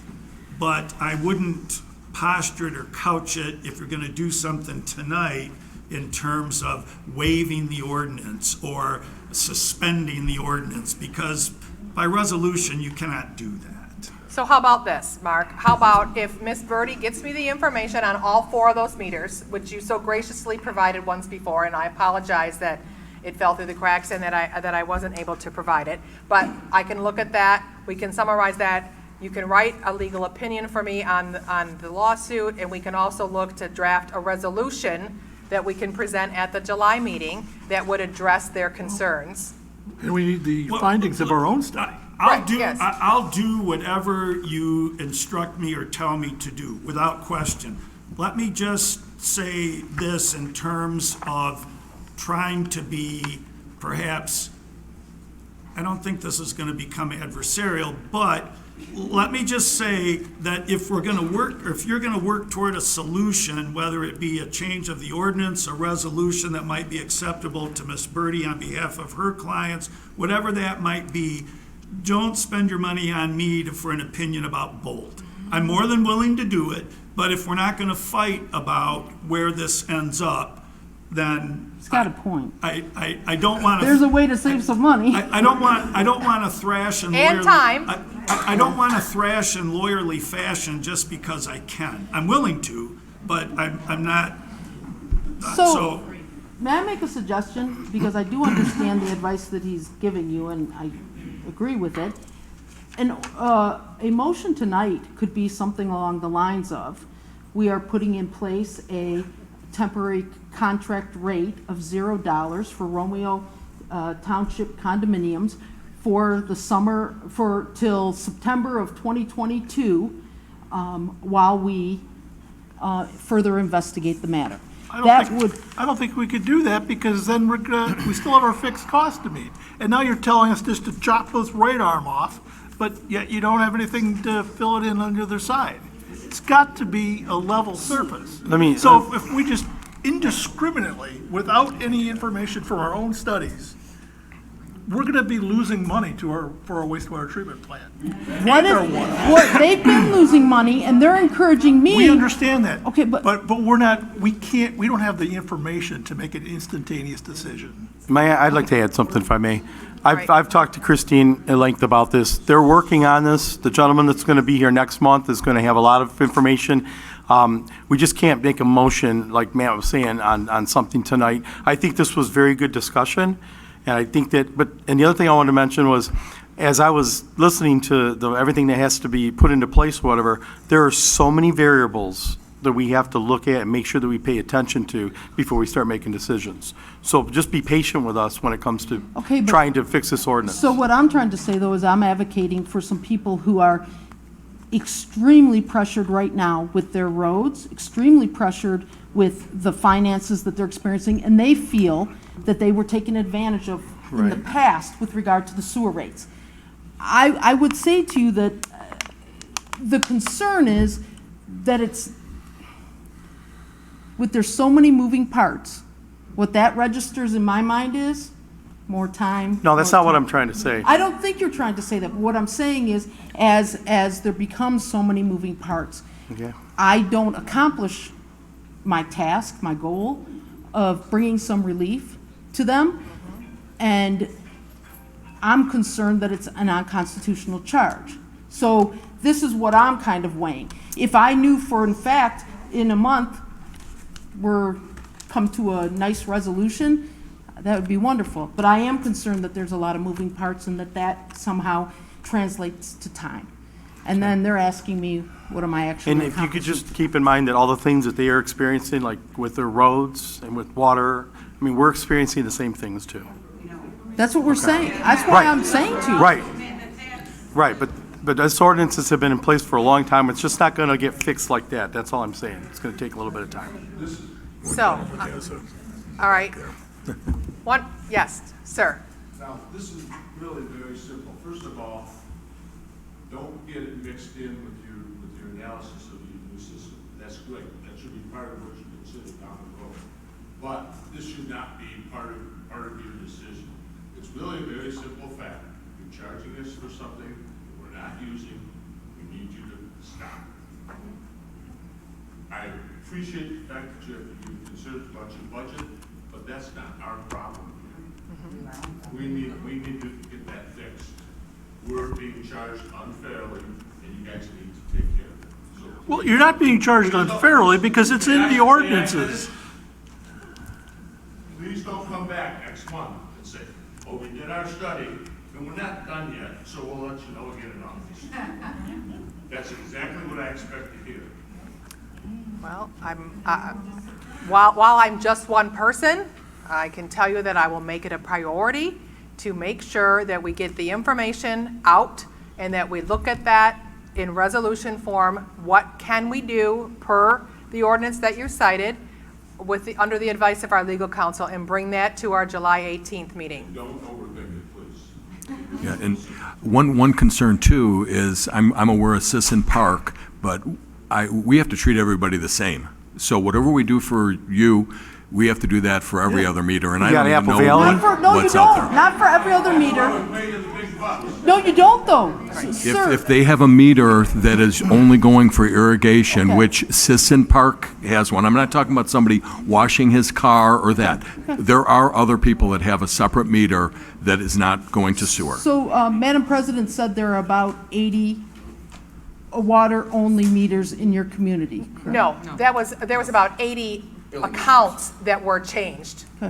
So they weren't all irrigation meters. So we need to at least have that So if I time. want to get some facts, and do it through freedom of information about how many water-only irrigation meters, et cetera, and these types of things, where would you like me to present that to? Give that to Clerk Trapp, Okay. and All she right. will process We that need that FOIA as well. request. Okay. Is this billed quarterly? No, ma'am.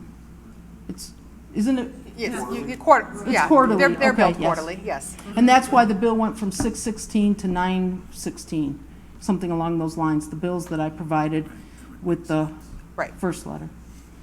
Yeah, they don't necessarily just follow January 1 to March 31st, but it's roughly four cycles a year, with the middle one ending, or the last one ending December 15th. So, So an idea that I'm mulling over, whichever word you want to use. We not put a stay on it. We don't use the words that Mark doesn't want us to use, but maybe for the next upcoming quarter, it is billed at water without the sewer until we get this back. this at least puts a date, a timeline on it. You're doing the same thing. I mean, It's not the you're- full you're cutting $10,000. X amount of money and you're not replacing it. I tried to, my last motion. Excuse me, sir, right? We really are. We really, really are trying to find a solution. We truly are. I could So come up with a lot of them appreciate right your now. patience very much. If you lived in Romeo Town Square, there'd be a solution. Man, if you look at what Megan's saying, and I understand your point too, she's not saying this whole 10,000 for the whole summer. She's just talking about a 3-month period now Right. to give them some immediate relief till we can figure this out. I do believe that we can figure something, immediate relief out for all of the users, for all irrigation-only meters. Right, across the board. But I can't do that tonight without having a minute to think about it, to look at the data, figure out what that looks like, and bring it back for council to vote on. And I mean, I don't know, maybe my thoughts would be different if I was privy to the information that Trustee Bartholomew, the conversations you had with President Malzahn, maybe if I had all the information that you provided.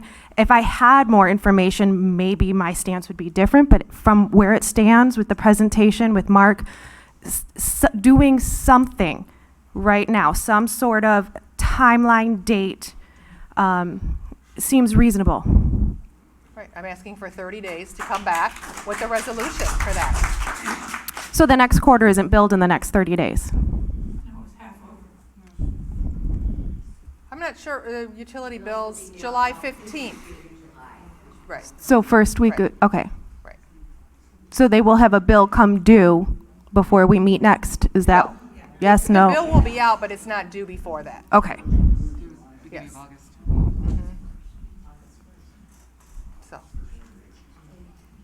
Clerk Trapp, did you have something to Oh, I say? just had a question. I'm sure we're gonna have to do some research to answer it, but like how many other addresses and properties have the same scenario in the village that we have to examine and listen to their concerns about? That's what we need. Is Right, there that- more than this? We don't know at this time, do we? We know there's at least Sisson Park and probably, right, I Maybe don't, I Apple don't, I don't Valley? know if Apple Valley has any irrigation-only meters. I don't know that. Something we still have to research. We'd have to audit the system, Yeah, but okay. I'm sure that, yeah. the But we do DPW have to can do treat that. everybody the same. We do, absolutely. So, Considering that the bill would not become due before our next meeting, I'm okay to sit on it just for these 30 days. At the next meeting, we do need to have some sort of decision though, or I would recommend a decision. agreed. I need to confirm that I don't need to do anything to be on the agenda next month. No, I will, I'm going to make a motion to table this for 30 days, and it will be back on the agenda for July. And then if you could, again, do you have a card? Yes. Wait, I have your letter. Your information is on the letter, so I have your contact information. I'll reach out to you, and then I'll get On my that. card, I have my cell phone. I'll get that So I'm quite documents. active. I'm not always in the Okay. office, so I'll give you my card before I Okay, leave. that'll be perfect. And then we can just coordinate, and then we can make sure that we're getting everybody the information. All right. So I'm going to make a motion to table for 30 days until July meeting. Did you want to say something, sir? Support? Why don't you just take those meters down, raise everybody's water bill, and what come on? Well, then you won't have a drinking water system or a wastewater treatment plant. It doesn't matter. It will matter when you push the handle and it doesn't go anywhere. Raise everybody's water bill by $1 a month, there's no argument. Well, raise everyone by $1 a month. But that's our rate study. The rate study Right, the will rate tell study's us what doing we that. can That's do. what we're Thought you said. trying thought to you said do. Set everyone's to $1 a month. I thought he said that too, yeah. It's just $1 for everyone. Right. All right. $1 Be for nice. everyone for 12 months.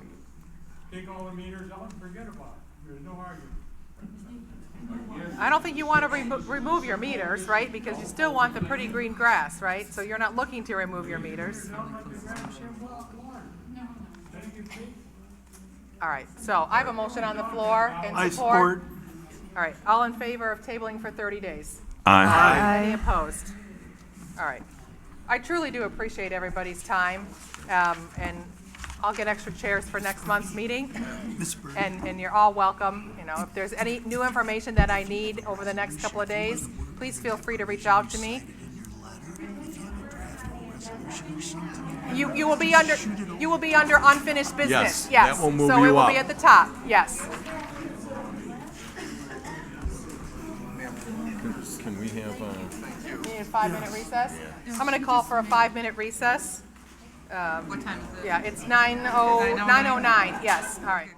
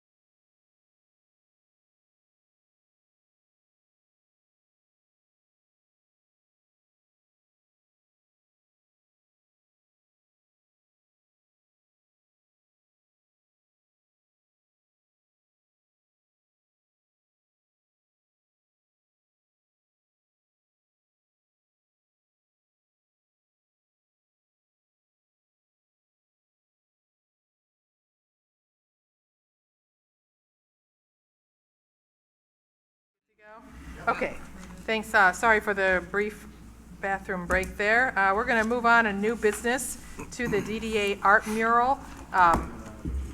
Ms. Casper was supposed to be here this evening to present herself, and I got a text message from her just before the meeting that she had a family emergency.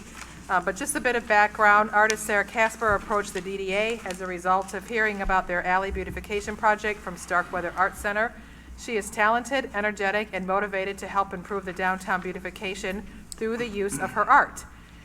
As this would be a permanent installation, the DDA is seeking board approval as this falls outside of the previously approved scope of work for the alley beautification for temporary art. The project will be located in the alley outside of the Keller Williams office, and funding for this project is being paid for by the DDA, which approved the expenditure at their last meeting. So in the packet, you see some some renderings, concept drawings of what it looks like. It should sit right outside of Mary Raymond's window at the beginning of Parker Alley. There is where she's installing it. So, If I may, as I was at the meeting, the DDA meeting, that she presented at, it's going to be a bottle. That's what you can see in the first drawings, of which she's collected over many years. This is her collection that she's essentially giving to us. She's not asking the DDA to pay her for her collection of bottles. It's going to be very large. So when she described it, we're talking like 6 feet tall, a foot thick. She's going to be sticking, I'm going to say rebar, but not rebar, something more bigger than that. I just don't know building. About a foot into, it's going to sit a foot into the ground, so it's not going to fall. It's a permanent structure, very large. Is it a wall? it basically is glass bottles that she's cutting in half, right? So you'll see the glass, and then it is built into this metal structure that supports all those bottles. It's separate from the wall. Is it like lit up? It's not attached to the wall, it's, I don't wanna say it's freestanding, but it's, because it's anchored in the ground, but it's not on the building. Yes, and there's even ideas, she has bought some backlighting, so that in the evening, it will be backlit as you drive through or walk down the street. You will see the colored bottles. It will be very pretty. Sounds cool. Yes, so. Did she give you any idea what it's gonna look like, or? These are her renderings. The drawings are like a flower-ish motif. If you look at the back, it's at least colored. Megan, did she discuss any, like, upkeep that's gonna be required, you know, if this is permanent, you know, 5, 10, 15 years down the road? We did not ask those What questions. are we looking at? Because I know, I think the village, historically, didn't they approve, was it Lombardo that put the archway down at Peyton, the Peyton Alley there? Put that in, and that was supposed to be part of they were supposed to agree to maintain that, and I know it has been painted or whatnot, so I just didn't know how this is gonna work, and do we look at, budget-wise, what do we have to do so it doesn't end up like the poles that hold the sign over the road that need major work now? I'm just looking at the longevity of Yeah, it. I don't recall us 15 having years, that conversation you at the have a time. Rusty thing that's about ready to fall down. It's a DDA project, so I'm assuming that the DDA is taking on the liability, the care and maintenance. All we're doing is approving for the installation to be put in the alley. Yeah, We're the just DDA would have authorizing the approved use of it. the alley space. They would have approved it except for it is village-owned space. Right. We approved it at the DDA level. It's here basically because it's village property, and so we have to sign off on it, or it is our option. So can I get a motion to approve the installation of the glass bottle mural by artist Sarah Casper in Parker Alley? So moved. Support. Motion by Hart, support by The only Bartholomew. other comment I would have is, did you guys look at other artists or other projects or plans for that, or is it just a one and done? You know, did you guys put it out and say, hey, we want to get renderings? or No, I drawings of something believe- in the alley from different artists? I believe this artist came to us. Okay. And so it was a brainstorm between her, Elizabeth. There was a serendipitous meeting after a Starkweather art thing that they just kind of ran into each other on the street, and there was conversation, and so it bloomed. I'm good with that. The DDA was in full support? Yes. All right, so we have a motion on the floor by Hart, support by Bartholomew. Any other discussion? All in favor? Aye. Aye. Any opposed? Okay, 6-0. Okay, next up, item 10C, Plant Moran Accounting Services. Just a bit of background. Village Council authorized the engagement and retention of accounting services from Plant Moran for a period of 120 days. Plant Moran was brought on board to fill an unanticipated staff vacancy. Clerk Trapp remains unable to fill the position from the available applicants. Plant Moran is proposing a continuation of services that are currently being provided. Monthly invoices for general accounting services and staff support have been averaging between $2,100 and $2,500 per month, not including special projects, which the special projects would be the budget and audit prep. So, can I get a motion? I'm sorry, a motion, please. I was going to say, yeah, motion to continue the retention of accounting services from Plant Moran. So moved. Well, this says on a month-to-month basis, but it's actually for a 12-month commitment, so, Okay. This is because Tim left, correct? yes. So I have a motion, let me just finish the motion. So I have a motion by Bartholomew. Do we have support? Support. Support by Edwards. Okay, discussion. Yes, this is because Tim, our general accountant, left. And Yep. what was the cost of that running per month prior? We paid Tim on average $25,000, well, not on average, he was paid $25,000 a year for his services. So it's roughly the same, not including special projects, right? So budget, audit prep. Brian is here if anybody has any questions from Plant Moran, although I don't think, I shouldn't say we don't have any questions, but I think they've done a very good job. Obviously, I don't think they'd have done some of the things that Tim's done. correct. To put us into a really bad position here tonight. So I would make the motion, well, we already got a We motion, so- already have a motion on the floor. We're That's gonna all go I got. 12 months, not month. Yes, with the 12-month commitment. It's billed on a monthly basis, but when I did the motion, yeah. Does anybody have any questions for Brian? No. All right, can I get a roll call, please? Bartholomew, Yes. Edwards, Yes. Hart, Yes. Parker, Yes. Poznanski, Yes. President Milzan. Yes. Motion carries 6-0.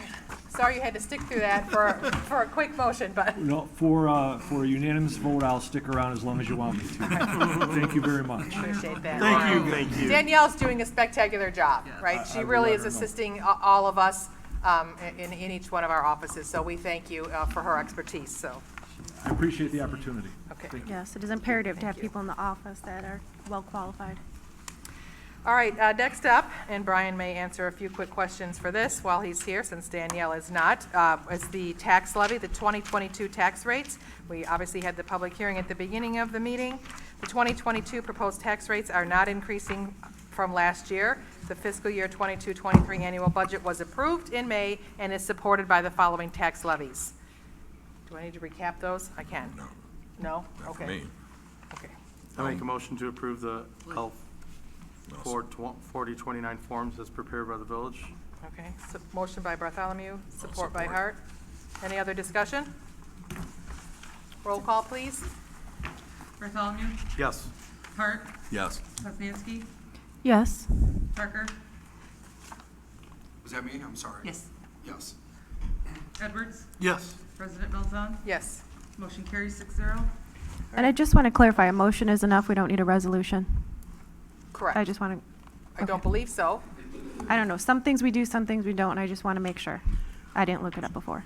To me, and I realize it can be hair splitting, the motion and the resolution are the same. Catherine and I have discussed this before. She and I may disagree about that.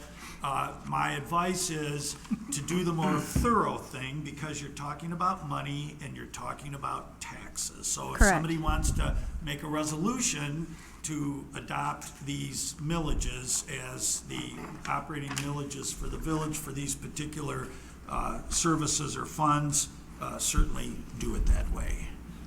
Yeah, I would just hate for us to get down the road where we have due dates and things and have not done it right. Well, There's you've, I believe, passed the motion. If you want to restate the same thing as a resolution, But we've always done it as a motion historically. you have. For the last 100 Right, years. Okay. because I don't think there's a difference between a motion or a resolution, but you can find people who say there is a difference. And again, Catherine and I have talked about that, and there are arguments to be made on both sides. I think the motion suffices, but again, if you're concerned, always be more thorough than less. Okay. Thank you, Mr. Clerk. Yeah, if we've done it in the past like that and it's been fine, then motion is good. It doesn't hurt. Okay, so that motion carried.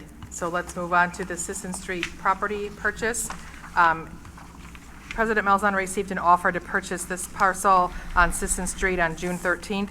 The party is interested in rezoning this parcel to expand his nearby business. The property is currently zoned residential. So the property, Is this the ones? Old DPW. this is the old DPW site across from the bus garage. Where Glenn's garage used to be. Yes. Like Glenn's Garage, yeah. Yes. And he wants to Yeah, that was a bit confusing because is it on here or am I missing it? It's not on there. I purposely didn't want to put it on there because I was suggesting in my recommendation that we officially list the property for sale and accept best and final offers from all interested parties. And I didn't want to include the actual offer because I didn't want him to be bidding against himself. Right? If I threw out a number, if we're going to ask for a bet, so we can't go into closed session to discuss a purchase offer, only the purchase of real estate. So it's my suggestion, a recommendation that we put it up for sale and 30 days, come back in July and see what offers we do garner. We know we have one. Does the property hold any, I mean, it holds value, I guess, but any long-term value, I guess, to the village? If we had to look at additional sites for wells or anything like that? No, we are actively looking to see what sort of remediation may need to be done there, and if there was any soil testing when the DPW removed their operations from that site.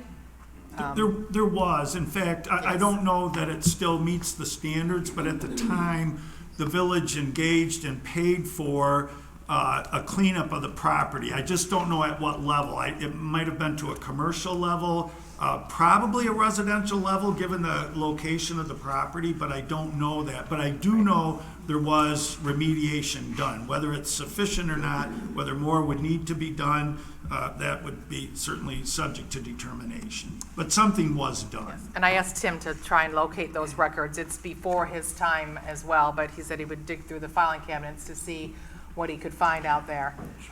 So I'd like to make the motion to relist the property for sale, and accept the best and final offers. okay, Support? we have a motion by Bartholomew. We have support by Edwards. Any other discussion? I guess I don't know, I mean, selling it's one thing, but I don't know if I like the idea of seeing more commercial down there, you know, with the school and, yeah, I don't know, that's just my thought. Well, maybe somebody will buy it and want to build two houses there. I mean, No, I'm right. just, yeah, I mean, We won't know what their proposed use is, but. Or we could just say Unless- no and do nothing and leave it the way it we is. Do not want to sell it, right. My thought when this offer came to my table and it was unsolicited, that this in essence pays for the parking lot. So, But you can reserve the right to reject any and all bids. Yes. So Yeah. you don't, you don't. And if the current one that's interested would want to have that to be able to be changed, and we can deal with that when we go with it. It's Does just any if we notice wanna need to sell be it or given not. to the residents around there? Is there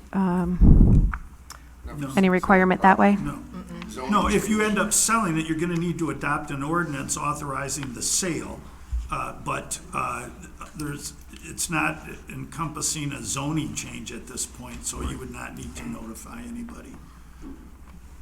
Just if we Okay. want to sell it. Yeah, I just looked at what, a few months ago, was it Elizabeth talked to us about, trying to acquire more green space and keeping more stuff friendly in the village and not hard parking lots and buildings, and now we're looking at selling another green space, so I don't know.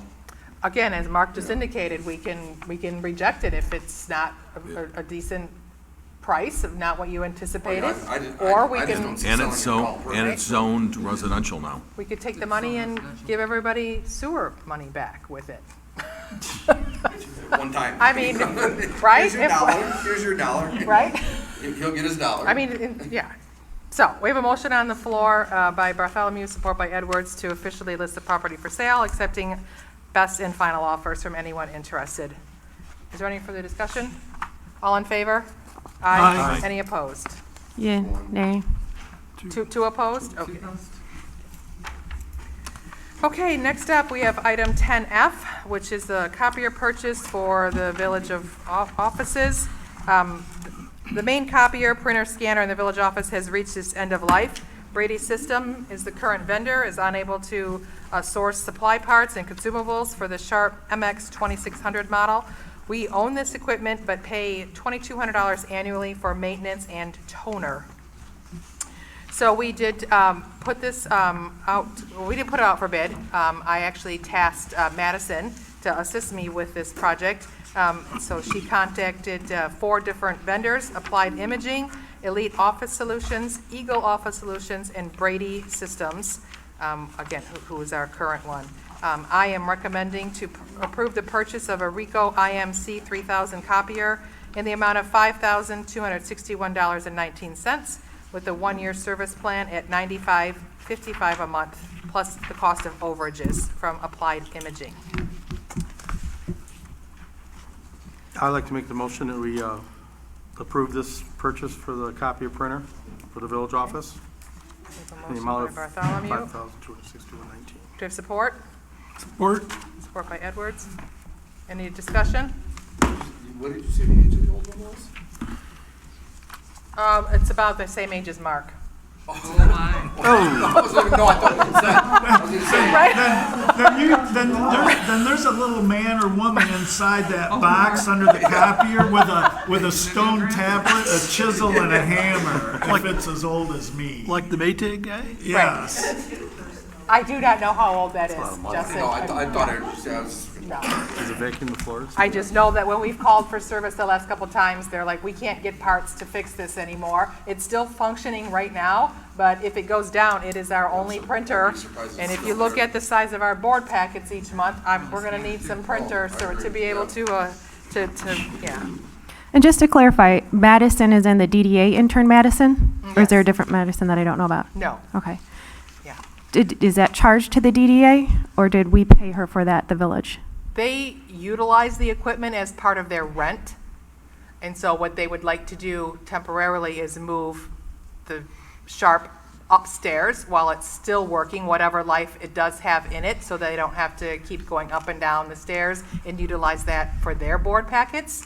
And then we would have the new one until it dies. We're not looking to just send it to the scrapyard, but it is unreliable, and we need to make sure we have a system in place to make copies. Okay. So that's So- why I asked her to help me with that, because she was available. And So the village didn't pay her to do that, the DDA No. did? Okay. yes, it was on the DDA's time, if that's what you mean. But they'll get a copier. Yeah.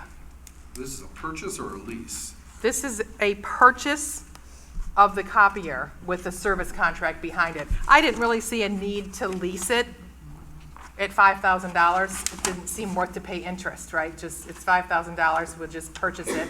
But we do have to have a service contract, which is the $95.55 a month. If you, just ask because I've been involved in some of this stuff before, if you lease though, does that not include your service agreement with them? No, if you Because look that's at what we each used one to of the have. proposals, it gives you the option. Everybody had given me a price for both lease and purchase. And then the service was additional Yes. to that lease? Yes.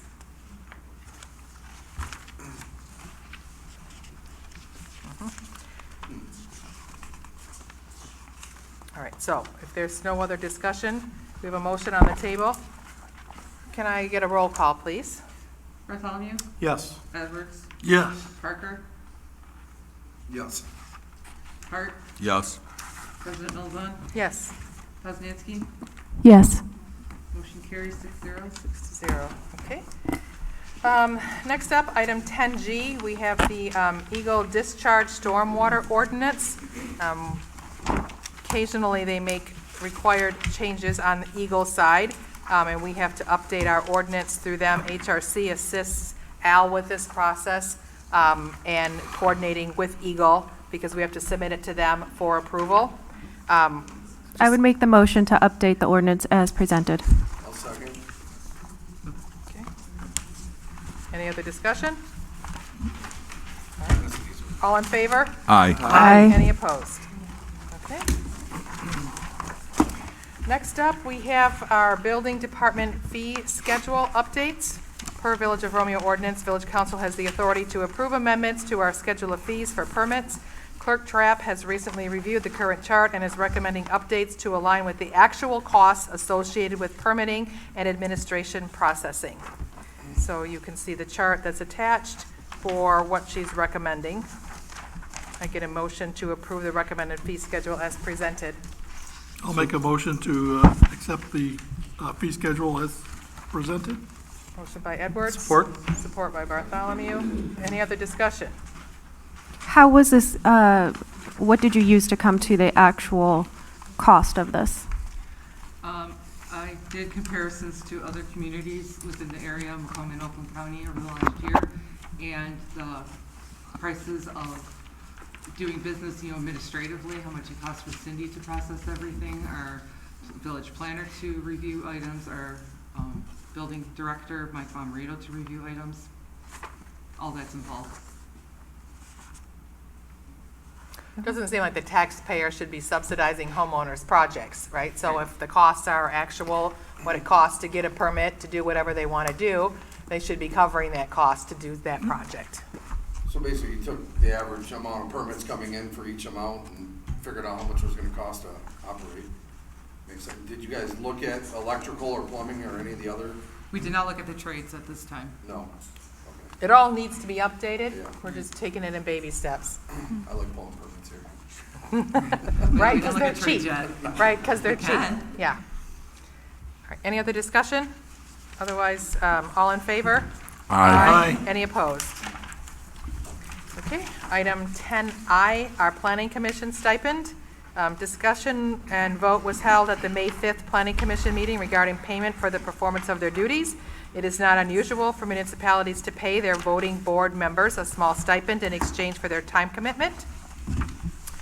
I'll make a motion to approve that. Those, I've been watching that, and I give it to them as far as, the effort they have to study and work with that. It's takes some effort. Right, so, So the only, I'll support, but the only question, I don't know if it follows the same lines as double paid, right? How does that affect Zach? Can he get paid here and there? I just don't know how that works. I thought we had some type of ordinance that talked about getting paid twice. I think that's just me And me. and you. Right. I don't Mark's, think I Zach see the would, wheels because turning in Mark's. There's no I guess I don't. There's not an incompatibility, correct, Mark? I don't believe there would be an incompatibility on the face of it. That's what I was trying to think if there would, because let's set that aside for a moment. Mr. Fowler would be doing two different things. One, attending these board meetings as a council member, and then attending the planning commission meetings assigned as the council representative, but two different functions. And I don't think, I'd have to, I guess in my mind, but this would be incompatible if he was paid or not paid, or whoever is in that position, is if in one capacity he has the ability to overrule the other. And I'm trying to think anything that would come before the planning commission that ultimately comes here. A recommendation of a rezoning. Planning commission can't rezone, but it can make a recommendation regarding the master plan. They approve site plans. Those don't come to the village council. I'm not really, as I sit here, able to divine something where there would be a conflict or an I'm not calling out incompatibility. Zach individually, I'm just saying any of us. No, whoever could it be in that was, right. situation. I'm thinking of it in terms of a position, not a person. And I don't think that, again, as I sit here, I don't see an incompatibility or any conflict. And if there was, that would be regardless of whether the person's compensated or not. Right. Because it's based on what they do in the position. So if an applicant went before planning commission and their site plan was denied, they Right. can appeal to this board, of which Zach would vote twice, and then I would assume he would recuse himself Well. at one or the other. No? I don't know that he would. But he would have- still get paid for being here. Right, and I don't know that he would have to recuse himself. Yeah. Okay. You would hope that, regardless of Okay. who it is, again, you would hope that the vote would be the same from one position to the other. other, but Okay. that would be up to the person. I thought incompatible also, the more pertinent issue was being your own boss. Correct. And in no way that I Right, can that- think of exactly, would and he be that's his what own I'm- boss in that That's what I'm situation. trying to think through in my mind, what the ex officio planning commission member, what supervisory authority he or she would exercise at this board, and I don't Yeah. think there is any. So I don't think it's incompatible. And So I can't take Tim's job, basically. Darn. All right, we have a motion on the floor by Hart. We have support by Parker to approve the monthly stipend for all sitting commissioners. I just wanted to throw it out there so that we knew that it comes to, there's 9 members at $75, at $675 a meeting. If we just do 12, that's $8,100 a year. Those people spend probably more And those time people that sometimes pay than we do. those sewer, that's 10,000. There's not much difference here, but yet we're just willing to throw this out, but tell those people for that 10,000, you gotta have it, we gotta figure this out before we'll give that to you. No, because Where's this that's- money gonna come from? That's why we're adjusting the building permits. We're adjusting those fees to cover those Oh. costs. Got it. Yes. We're one of the Those few people municipalities spend a that lot of time. Have you ever watched a planning commission meeting? Not that She's they, denying paying them. I watch all of them. Right. She's saying, well, Right. let's spend this But money, the- but let's not. Okay. I see where she's coming from. all right, okay. Okay, so all in favor? Aye. Any opposed? No opposed. Okay, 6-0. Last item for tonight's meeting, the 22-23 meeting dates. I'm gonna suggest a change. Yes, you want to suggest the change of June 19th? Everybody's Yes. Can we go on here? And the 2 Tuesday ones, can we, is that traditionally how we've done it, kick it to a Tuesday, or do we go the following Monday? We've Or- done both. Or the Monday The before? last couple of years, we kicked it to a Tuesday, but previously, we would do it on the second Monday.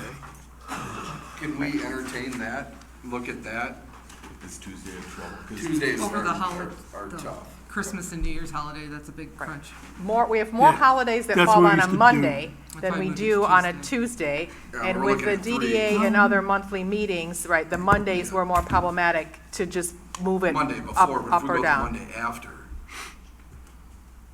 The fourth Monday? I don't remember if we did it the second or the fourth. That I don't remember. Right, and sometimes We the just pushed second, it back a week. Did we push it back a week? Typically, yes. yeah, because sometimes the second Monday was not farther enough into the month to conduct business. Correct. And the fourth Monday gets pretty late. So we're looking So- at what, January. So January and February were both problematic from that standpoint, because you've got Martin Luther King Day, you've got President's Day, and, And then June 19th. And then Yeah, June and 19th. Yep. If we could, So all on Mondays. again, I'm just one voice here, but if we could look at the following Mondays then, the January 23rd, and what would it be, February? 28th. You can move your 27th. meetings to Wednesday instead of Mondays overall. Right? Bruce Township, Washington Township, they meet on Wednesdays. Doesn't have to be a Monday overall. Well, I'd we have prefer, our I'd DDA. prefer the Monday. Yeah. So it'd be January 24th. 23rd. No? Oh, yeah, you're right, January 23rd. Yep. January 23rd, Then and February- February 27th, Looking at Yes. 23, and then June 26th. February 23, February. Or we just move them all to the 4th Monday, Right? throwing it out there. Then what holidays are we gonna get involved with there? Right. All right. So, I don't think any of the planning commission dates changed because those are all Thursdays. HDC also on Thursdays, so those two, it's just the village council meetings. So you're recommending and making a motion to adjust those 3 dates back to Mondays?